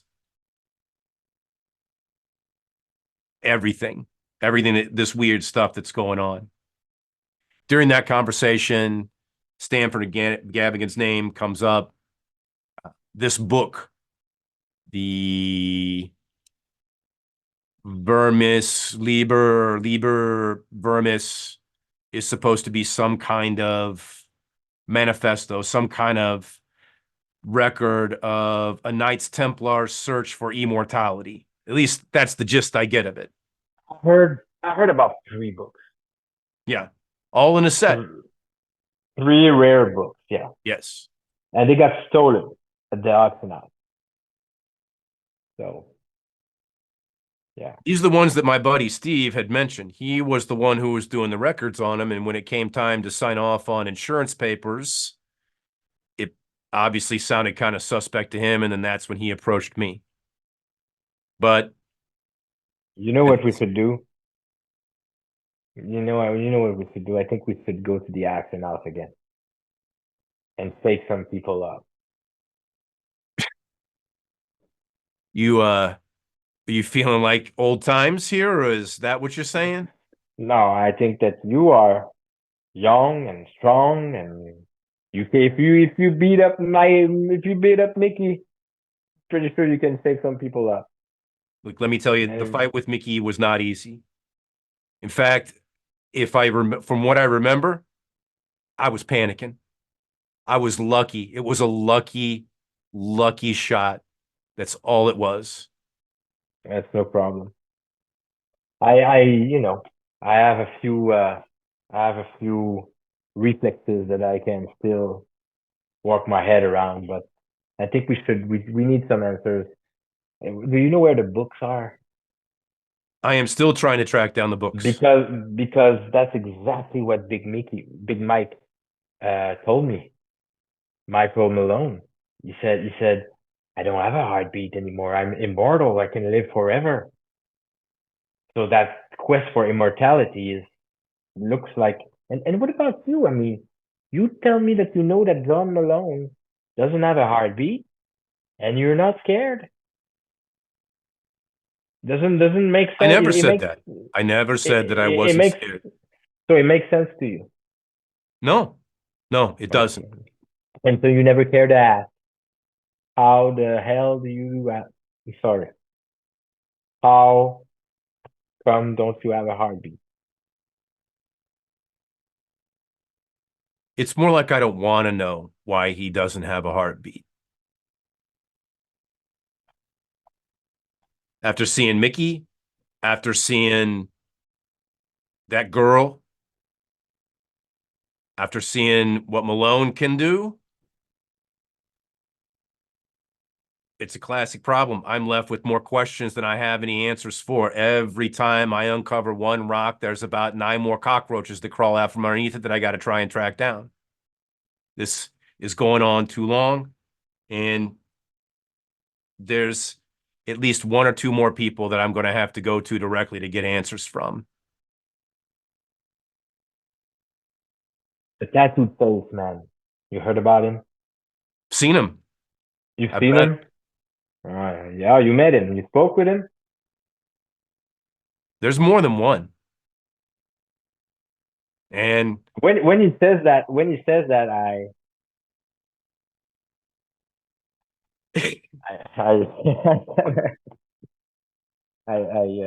I grabbed the bench in front of me. I grabbed my head like that. I kind of put my hair in a nice. There's more than one tattooed face man. there's at least 2 that I know of. The Okay, first time I met Xavier Morgan, there were 2 of them. so Xavier Morgan is tattooed face man. Is one of those. More than likely. Okay, and now you want to establish trust. Okay, let me talk to you about trust. In my world, if I tell you about a tattooed face man and you ask me about Xavier Morgan, it means that you're not trusting me. So let me tell you, if I say, do you know a tattooed face man? You solve for trust, for the future consideration, if we want to have a partnership. You all tell me that Xavier Morgan is one of those tattooed face men. Now we've been talking. Listen to me, Agent Thornton. We've been talking. We've been talking for like 20 minutes, and now I'm connecting the dot that you have a name for the tattooed face man. I would have appreciated that in the first place to tell me already. That's trust. Do you know what I'm saying? I know of him. I don't know him, and that's the problem. You're the one who was able to actually help me connect people and future together in a more solid fashion with Xavier. So we're both getting revelations on each side. Of course.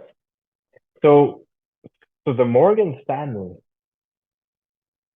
are doing occult things. That's what it means.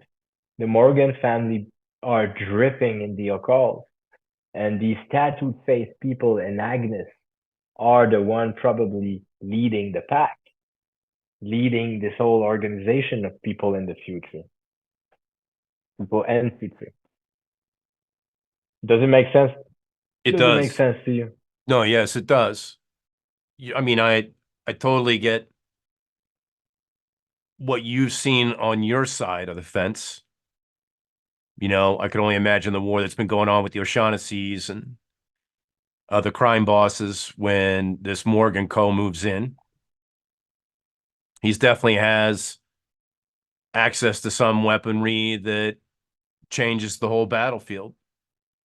You know, he's undercover on something. In the conversation that Morgan and I had, while he said that he didn't really have a need for a treasury agent, he didn't have a need for an accountant per se, but what he needed was someone who understood logic and the law. That's been his invitation for me to join. So if anybody has tried to get me to join, it's been Xavier himself. Ah. So they are trying to get the police in their organization. Chances are they've probably already got the police. Just like yeah. just like crime bosses are able to get in all sorts of places too. And if these guys have access to some kind of power that we don't have access to, they're probably able to do it a lot easier. All right, I have one last question. Not one last question, but I have a good question. Now, did you accept the offer? Knowingly? Did you No. accept so you did not accept the offer from Xavier Morgan? Knowingly? I feel more like I've been trapped. I feel exactly the same with Agnes. When she talked to me about bringing back my mother, I felt trapped and I left the premises. I left the place in a heartbeat. I left the place in a heartbeat. I felt like the pressure was getting closer, trying to grab my soul. And then I left. And now that's what I think that I'm gonna need more help than just, dealing with the gangsters and dealing with the Ocean Seas family. My family. We need this go beyond. This goes beyond just gang rivalry. There is some spiritual warfare going on or something on that kind of nature here. I mean, this is people coming back from the dead. Agent Thornton, do you know what it means? John Malone talking to you has no heartbeat. We can't stand that. We need to do something about that. I agree with you that some's got to be done. I don't know exactly where to start. My first reflex would be maybe you and I could go and meet Agnes. We need to find the books. The books definitely I want to find. I've never heard this name Agnes before, but I would definitely be looking forward to having an introduction. I'm already pretty close with Xavier, and I'd like to keep it that way. I kind of have free reign to do what I want, but I'm getting ready to decide on what direction my horse is going to ride as a knight. What kind of pressure can the family that you work for put on the Morgans? Can they do something to flush them out, to get them to react in a negative way? Or is this something that happened with the Skinned Man? Was that a warning? I have no idea. The Skin Man, that story is very, very, very, very mysterious to me. I have no idea who he is. My guess is that his name is Caleb McGinnis, but it's hard for me to be sure. Did you say Caleb? Yeah. Now, for your question, I am not going to answer anything about the family. I don't know. I don't know yet. I don't know what's gonna happen. I need to talk with my associates, but So other than the O'Shaughnessy's, the Morgan Co. hasn't tried to put any pressure on your family or any of the other crime families that you know of. It's just the O'Shaughnessy's. I don't know. I'm not sure. That's above my pay grade. Okay.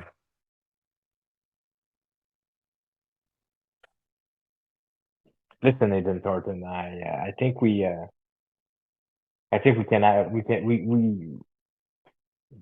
we can be helpful with one another.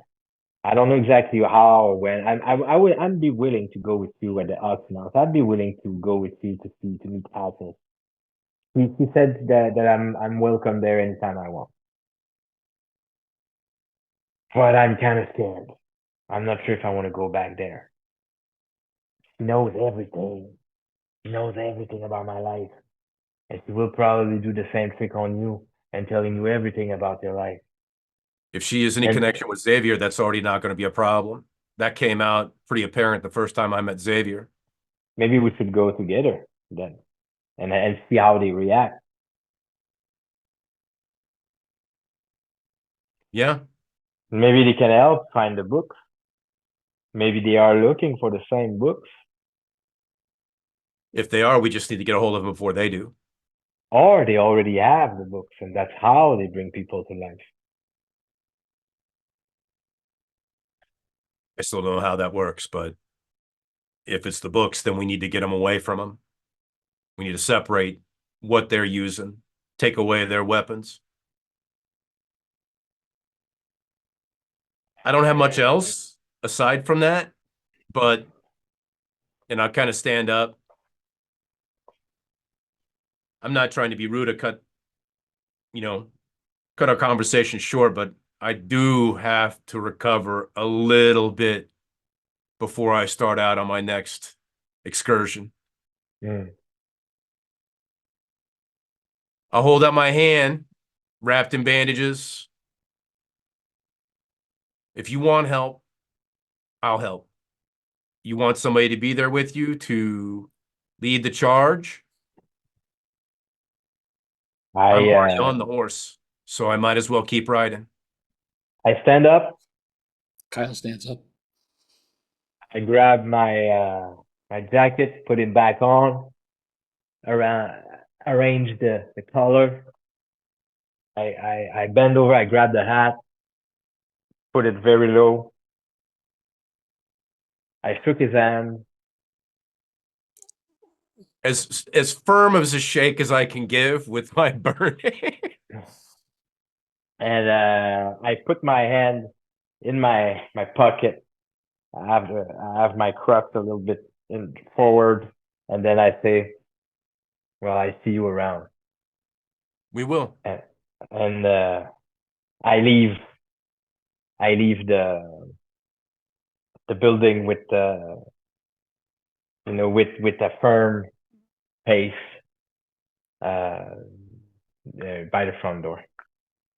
I go over to Kyle and, just say, hey, we're going to need to wait a little bit. Chances are he's probably got a car waiting. We don't want to be seen together. We don't want to be seen coming out at the same time. So let's. As the two of you are talking, Father Flanagan begins to quickly move down the aisle toward the front door. God, I missed him. God, why didn't you tell me? See, go out the front door? Okay. Hanging with Kyle, look at him. Obviously something Father's got to talk to him about, but like I said, we're going to need to wait here for a little while until the coast is clear. Outside the church, behind you, Jimmy, you're a breathless Father Flanagan saying, Jimmy, don't go. I turn around slowly. Hey, Father Flanagan. It's nice to see you again. It's been a long time. Too long. I saw you in the church. I didn't want to interrupt you while you were praying and then having your secret meeting. But Jimmy, I wish you'd stay and talk with me. Maybe we I could can go in come. the confessional and talk like we should. Yeah, I think we should. I think we should. And I take my Huge hat off. smile. I take my hat off, and I decide to follow him back in. We'll close the curtain on tonight's session.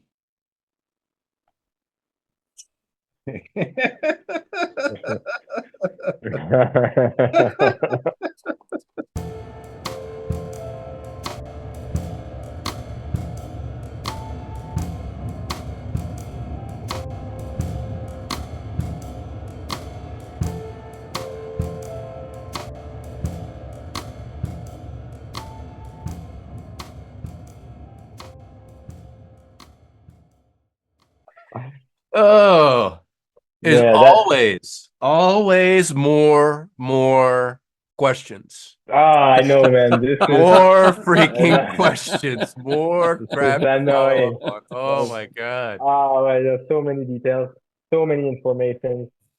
Um, and playing for the first time with someone else is it's a blessing. It's a blessing Oh, yeah. because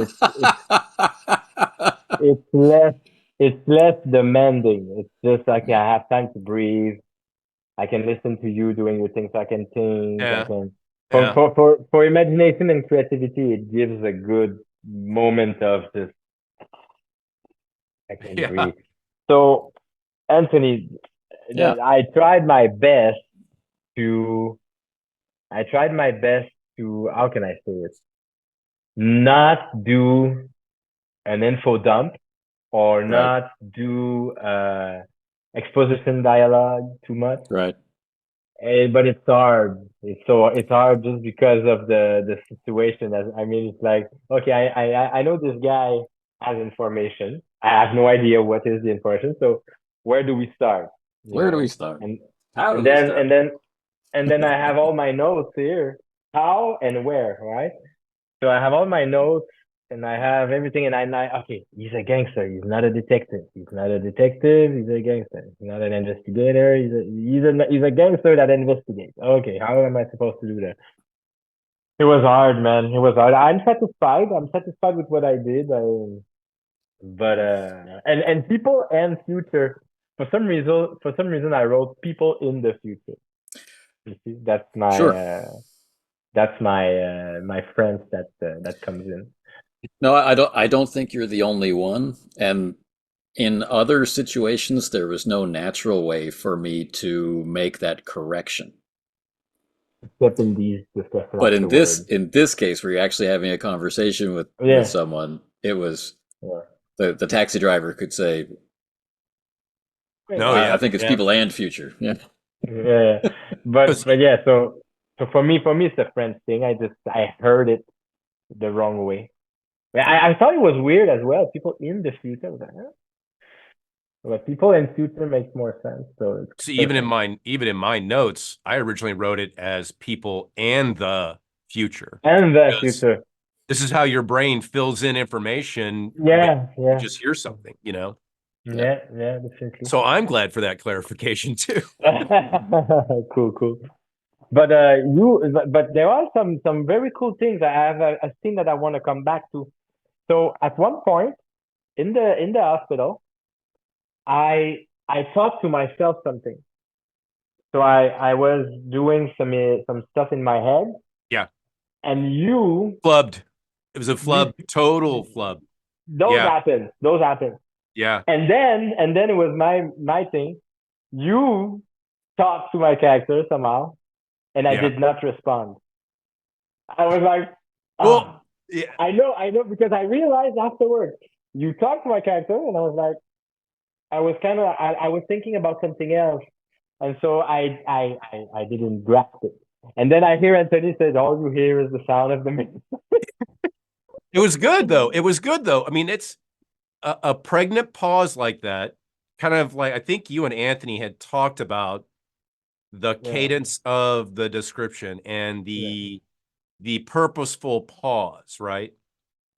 And I was a little like, okay, is Anthony talking to me? No, I think he's talking to same old G. I'm going to wait a second and see what happens here as a player. Okay, the machine is ticking. Okay, now I really feel like I'm in a hospital just laying in my bed with the And then I realized it, and then I Yeah. realized my mistake, like not listening to you. So I'm like, okay, I fell asleep. I'm gonna say that I fell asleep. So when that's good. when the nurse came in, I said, I wake up from my slumber. That's good. So okay, we managed to, yeah.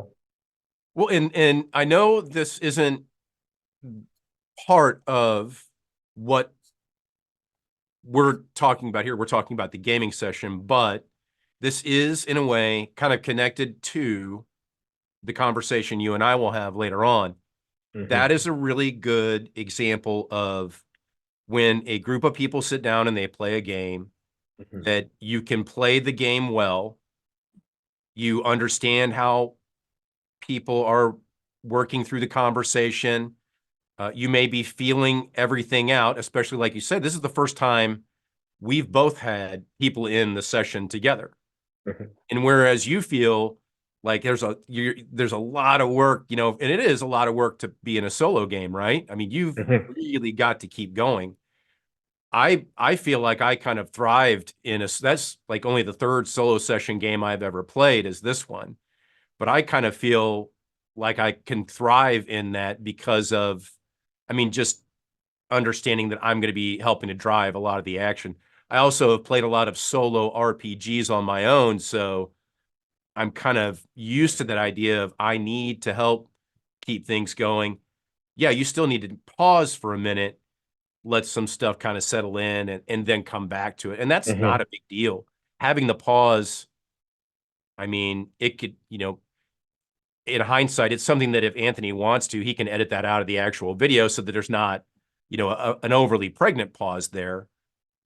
But he can also leave it in, you know, depending on how. That's the beauty of the edit, right? Is this pause great to use an example of here's someone thinking about what's just been said, or is this a pause for dramatic effect because of what's just happened? Usually, For I'll only me, edit if a pause or whatever has been caused by some other circumstance.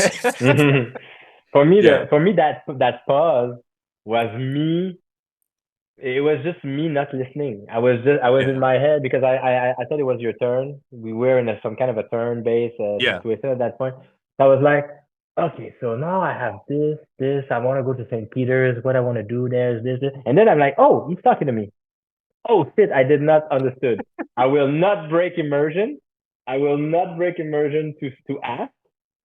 So I just Well, see, I said, in okay, that, I'm gonna fake I'm sleeping or something. and that's the same thing kind of similarly happened to me when I made my flub, because like not 3 or 4, 5 seconds after I said that, I was like, damn it, he just said he was thinking. Brian, you reacted to a character's inner monologue. You Yeah, know? but you don't do that a lot. You are always in in the character as character. You don't do a lot of mental description. You do a So, little, but not a whole lot. yeah, it Is it true? depends. It depends. It depends. Like if it's generally, if I start the internal monologue, like what he's thinking, I try and move towards what does that look like on the outside, right? Uh, so like when you're having the no, not when you were having the conversation with Bill, but when we were bantering back and forth in the bed, and you know, there's parts where a few words will be said, and then that's when I immediately go to a physical description. You see that hardened look on my face. You Yeah, see yeah, yeah, my yeah. eyebrows go up. So, and this is new, right? This is something that you and I haven't had to do until this point. Two players working together to try and maintain that is not something we've had to do. And so it was a lot of feeling out. And so there were a lot more pauses to give a chance for someone to Yeah. think about how to react and, you know, And I'm process. not going to describe your characters. No. Yeah. I'll describe things that you don't know about your characters, like the extent of the bandages or Yeah. that kind of stuff. But Yeah. And what about you, Anthony? Because Brian and I never played together, so I think it's the first time we played Brian together, Oh yeah. actually. Yeah. So yeah, for sure, yeah, definitely. So and Yeah. it was very smooth. So because I Mm. watched you play a lot, so I know how you do and how you think. So I knew you were a very quick thinker, fast gamer, fast player. So I was like, okay, I'm gonna try to react to you a little bit more. So what do you do, Anthony? How do you feel about the way the session went and the dynamic between the two characters and also the what I was talking when you were away, Brian, is that the info dump. There's a Yeah. lot of information. Oh So yeah. how as a GM do you what do you feel about how it went down?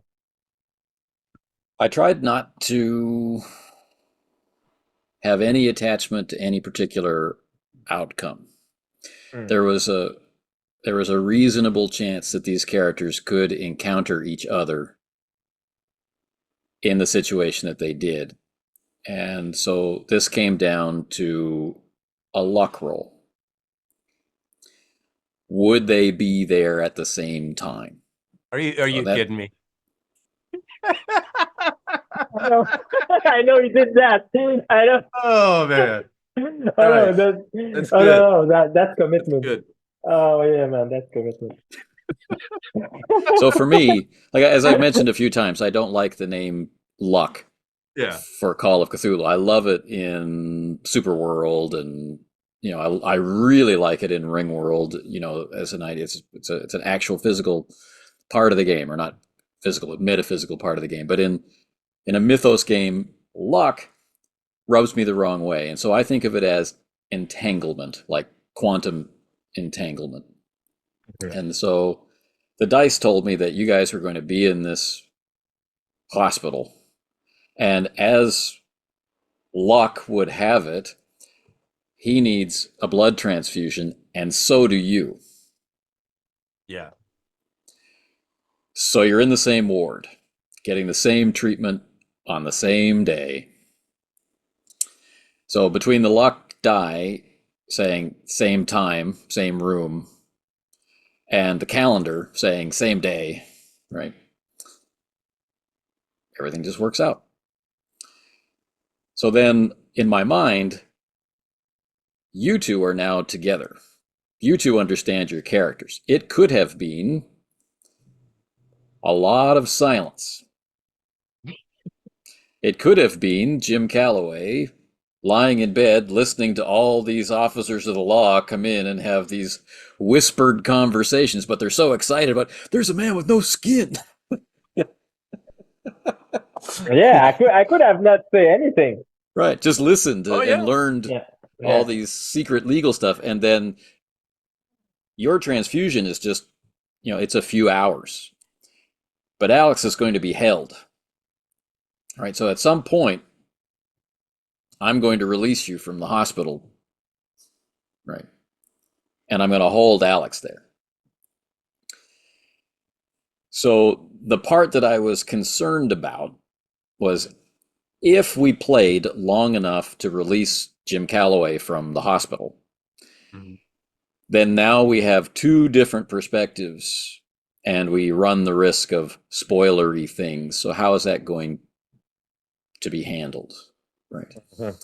I don't want anyone to feel uncomfortable about what the other guy is going to hear or see or whatever. And I don't want to add a burden of meta knowledge to any of the players. And I don't want to send someone into a private Zoom room to sit for a random amount of time so you can't hear and can't see what's going on. Yeah. So I just did fairly rapid switching. You're outside, Bill's outside smoking. Bill still thinks he knows who you are. Are you going to interact with him? Okay, no, you're not going to interact with him, so he's going to go back inside. And, stuff that it's easy to find out. And then the awkward part of the session for me was, okay, well, the characters have to sleep. The characters are very sick, right? So how are we going to advance time quickly and efficiently? And so the way that I chose to do it was say, we can advance time to whatever point you like. Yeah. And then right. So everyone was fine. So they sleep through the night, they get up the next day, they do their business, right? Again, I turn to the dice, right? Is the boss at the place where you went? Yeah. No, he's not. And is Xavier in a position to answer the phone when you call him? No, he's not. Nice. So that worked out the way that it worked out. And You see that, yeah, for my character, the situation is that, and no spoilers or anything. I don't. It's just I don't know how to say it. I'll try to make it clear, but it's like he used all his resources, and now he's scared. He has a genuine, fear, and you need an exterior help. And he was listening to you, and you seem to know a few things. And now, and you're the law, and he's retiring, so he's not. For him, it makes sense. It makes sense. He worked with police before. He's not, So it made some sense that he need a hand. You need a hand from someone who is in better shape than he is. Well,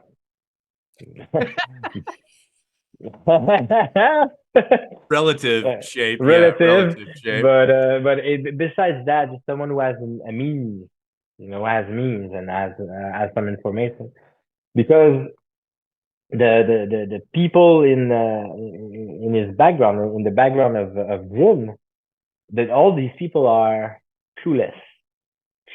They don't know nothing, they don't know what to do.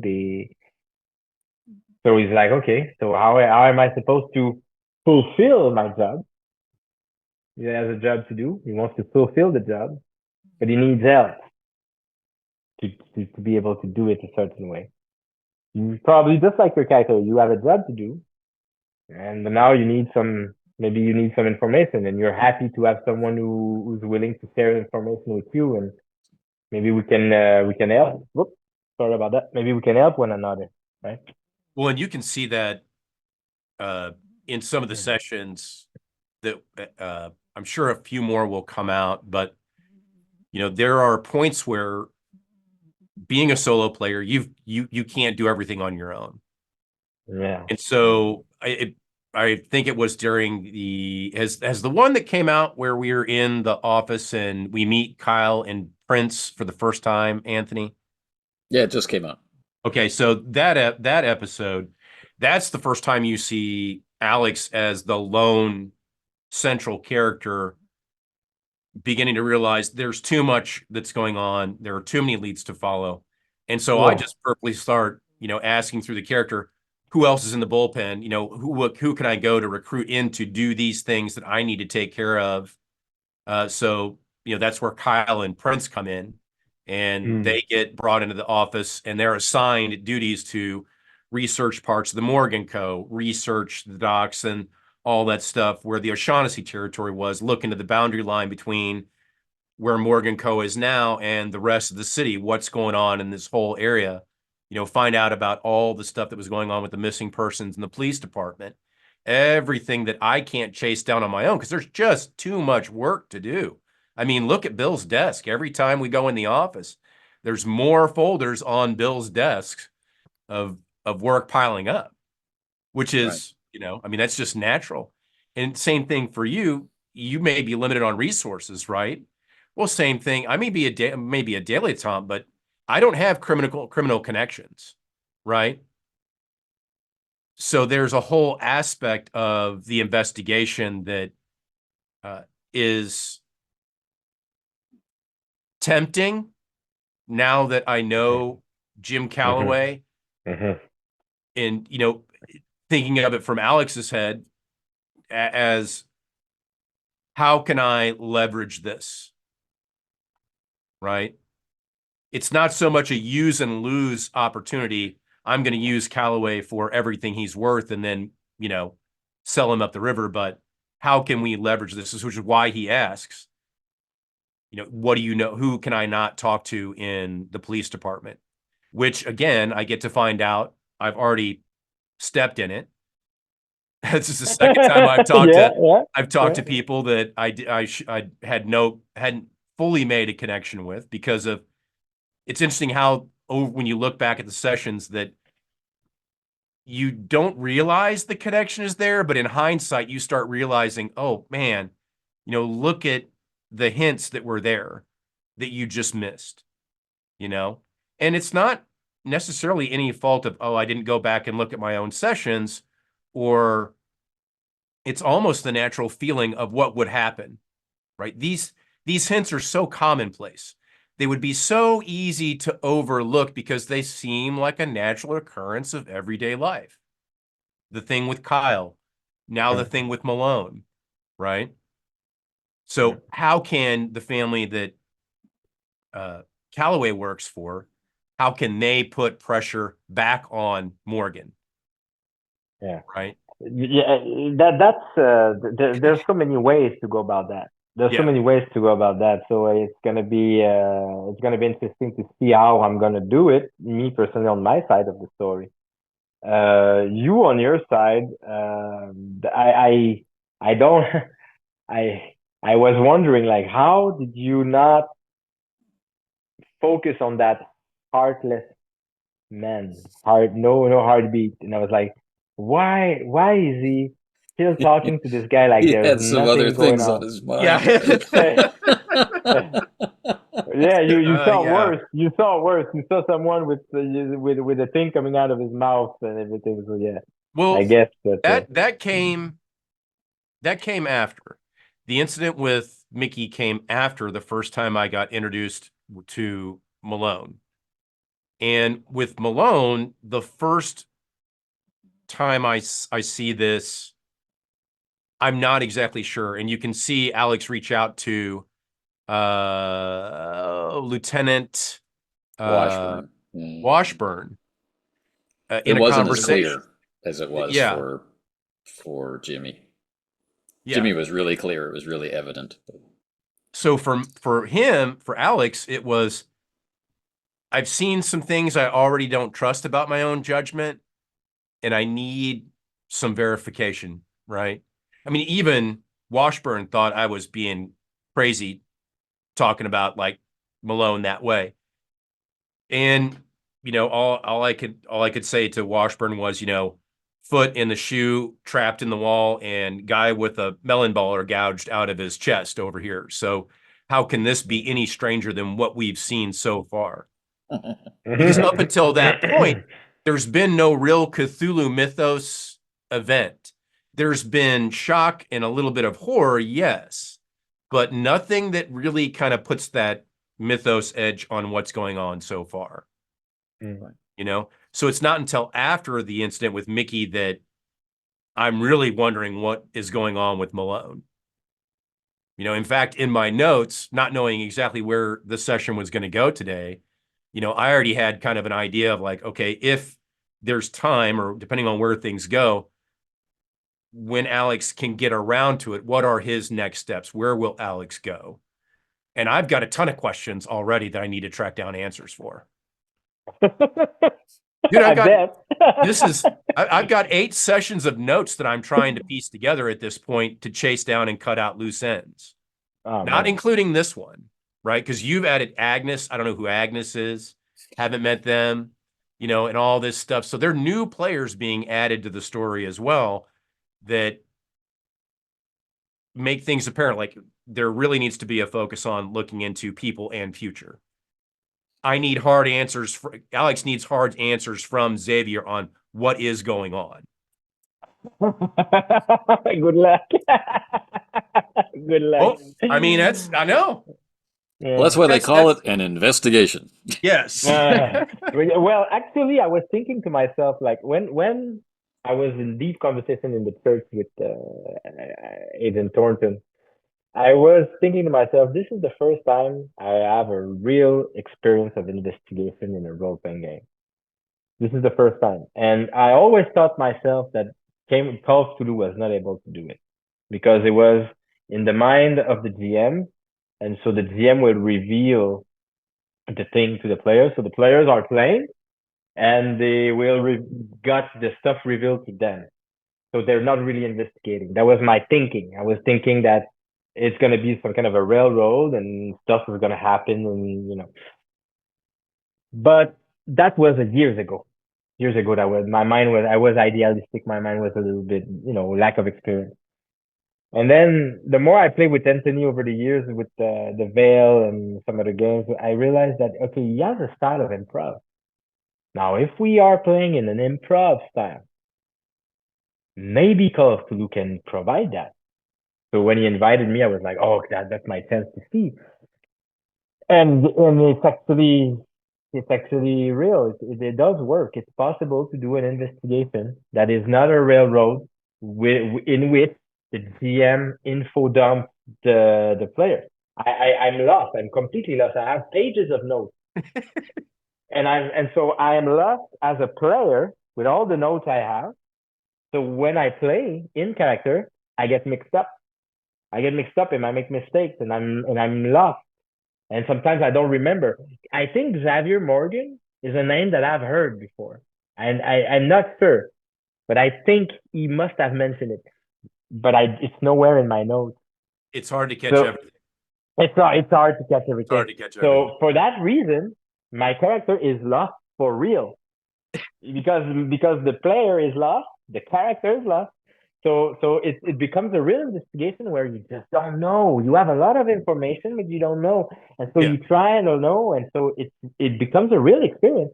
It becomes a real experience, even though there's no rule about investigation per se in that game. Yeah. Because there's most of the skills are just, everyday skills kind of thing. Right. A lot of them, So, yeah. They're information collection or context explanation skills. Not knowledge. Yeah. Yeah. So because you have information with no connections, the hope is that it creates the desire for a goal, and you see your way to, I'm going to go here and talk to these people about this thing.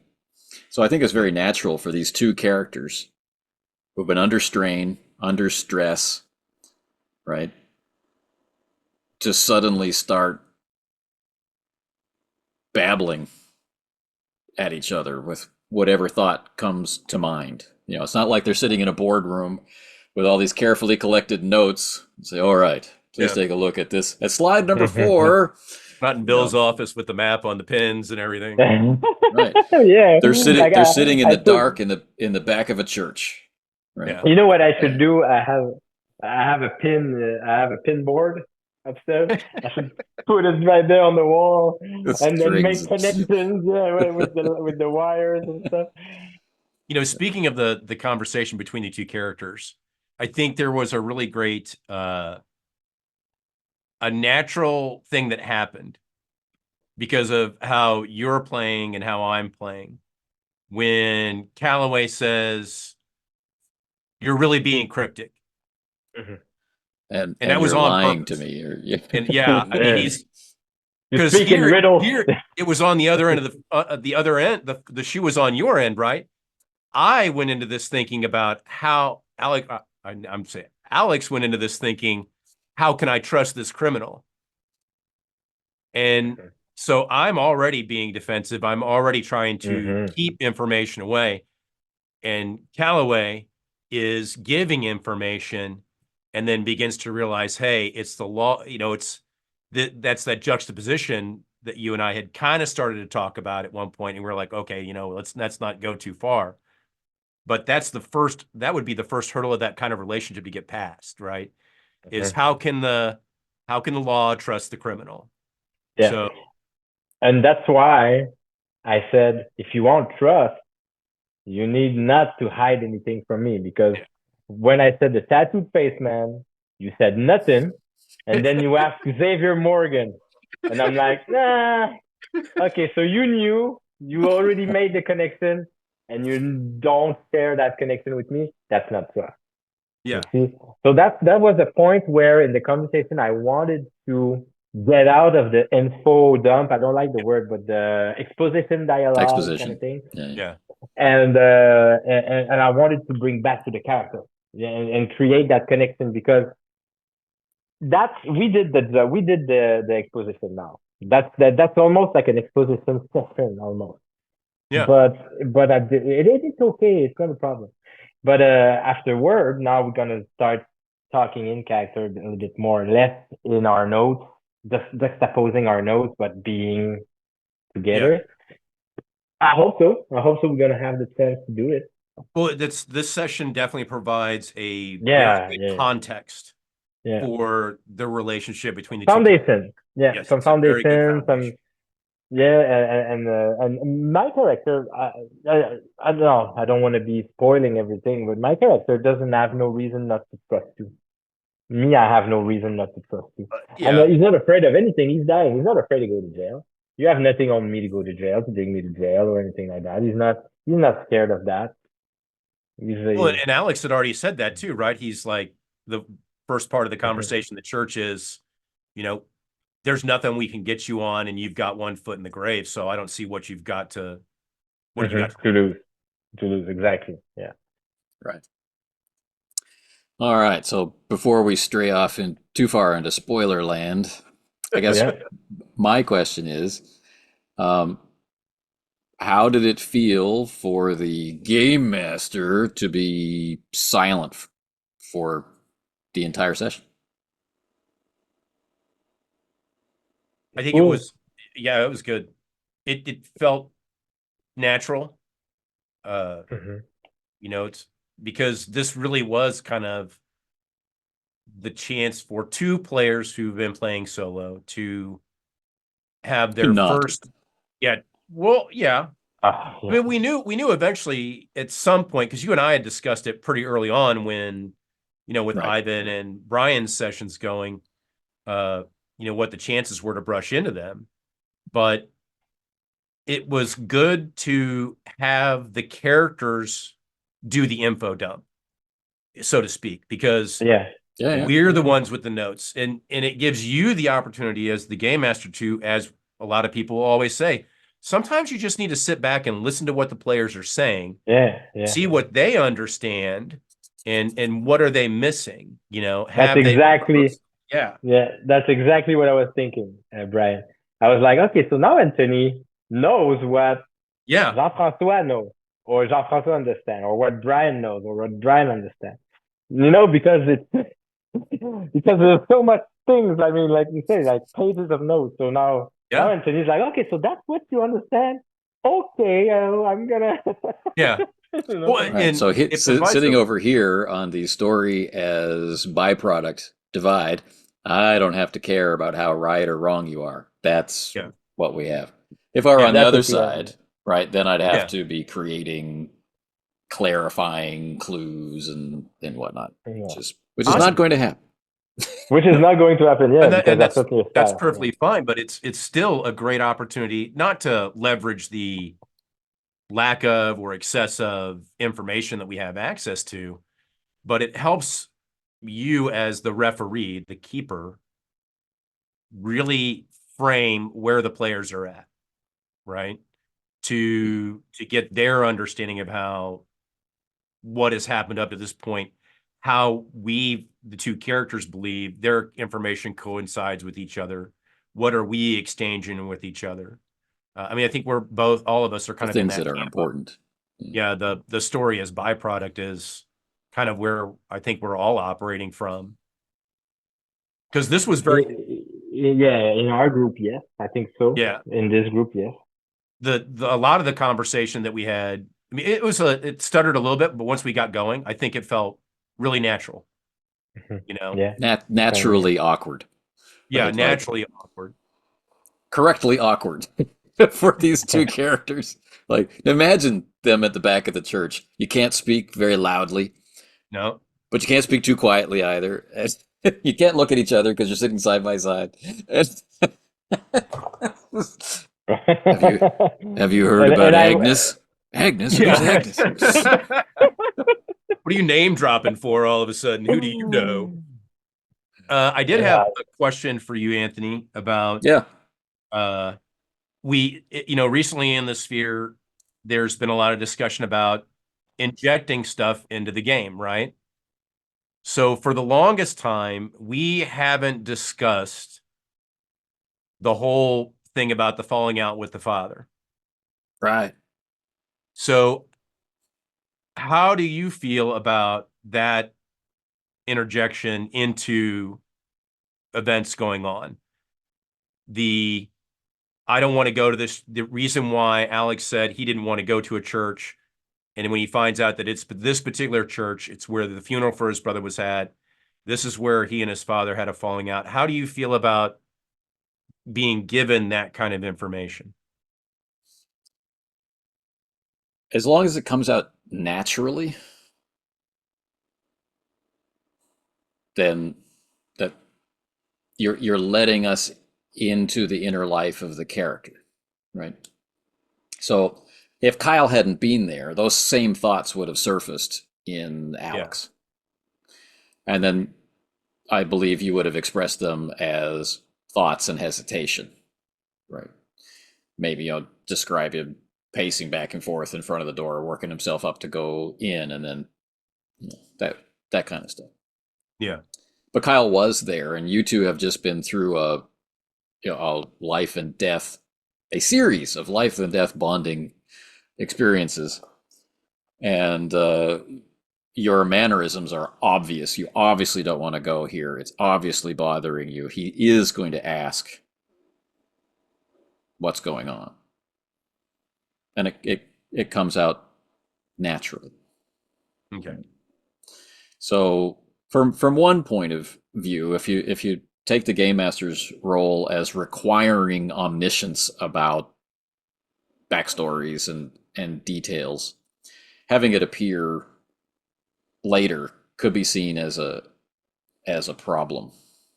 But we've known from the beginning that there's this rift between father and son, and the son's thoughts about what caused that rift may or may not coincide with the father's thoughts about what caused that rift. Alex is a pretty strong character with this focus that latches onto things and then shifts onto new things, right? So it's entirely possible that there's a lot of things that caused problems between him and his father. Right? Yeah. So I was really pleased with the whole thing. Okay, good. Yeah, because I didn't want it's something. I mean, it's at the back of my head. Hence, at the start of at the beginning of the session, really making Bill tell me what day is it, what day is it, what day is it, because the first thing he's thinking about, this doesn't come out during play, but the first thing Alex is thinking about when he wakes up is how long until I have to face Dad. At the back of his mind, even with everything that he's been through, he is really dreading that event. So it kind of hangs at the background unmentioned a lot. Sure, yeah. Yeah. And there's also the sentenced to 3 days in Danvers question. Yeah. Which cannot help the situation. Yes. So somehow there's some questions, and that's hanging in the future. So I guess the last thing is at this point, so these characters have met each other, and through your play, we wound up with them separated. Mm-hmm. Okay, so next week when it's time to play, if you choose to play together, that's great. If you choose to play separately, also great. Right? That's on you, right? You can now coordinate that. The characters are driving these things, right? So we can continue. We can go right back to solo play until you have a need for each other, and then we can sort out how to bring them back together. And how do you feel about it, G? Me, I want to keep going with you a little bit.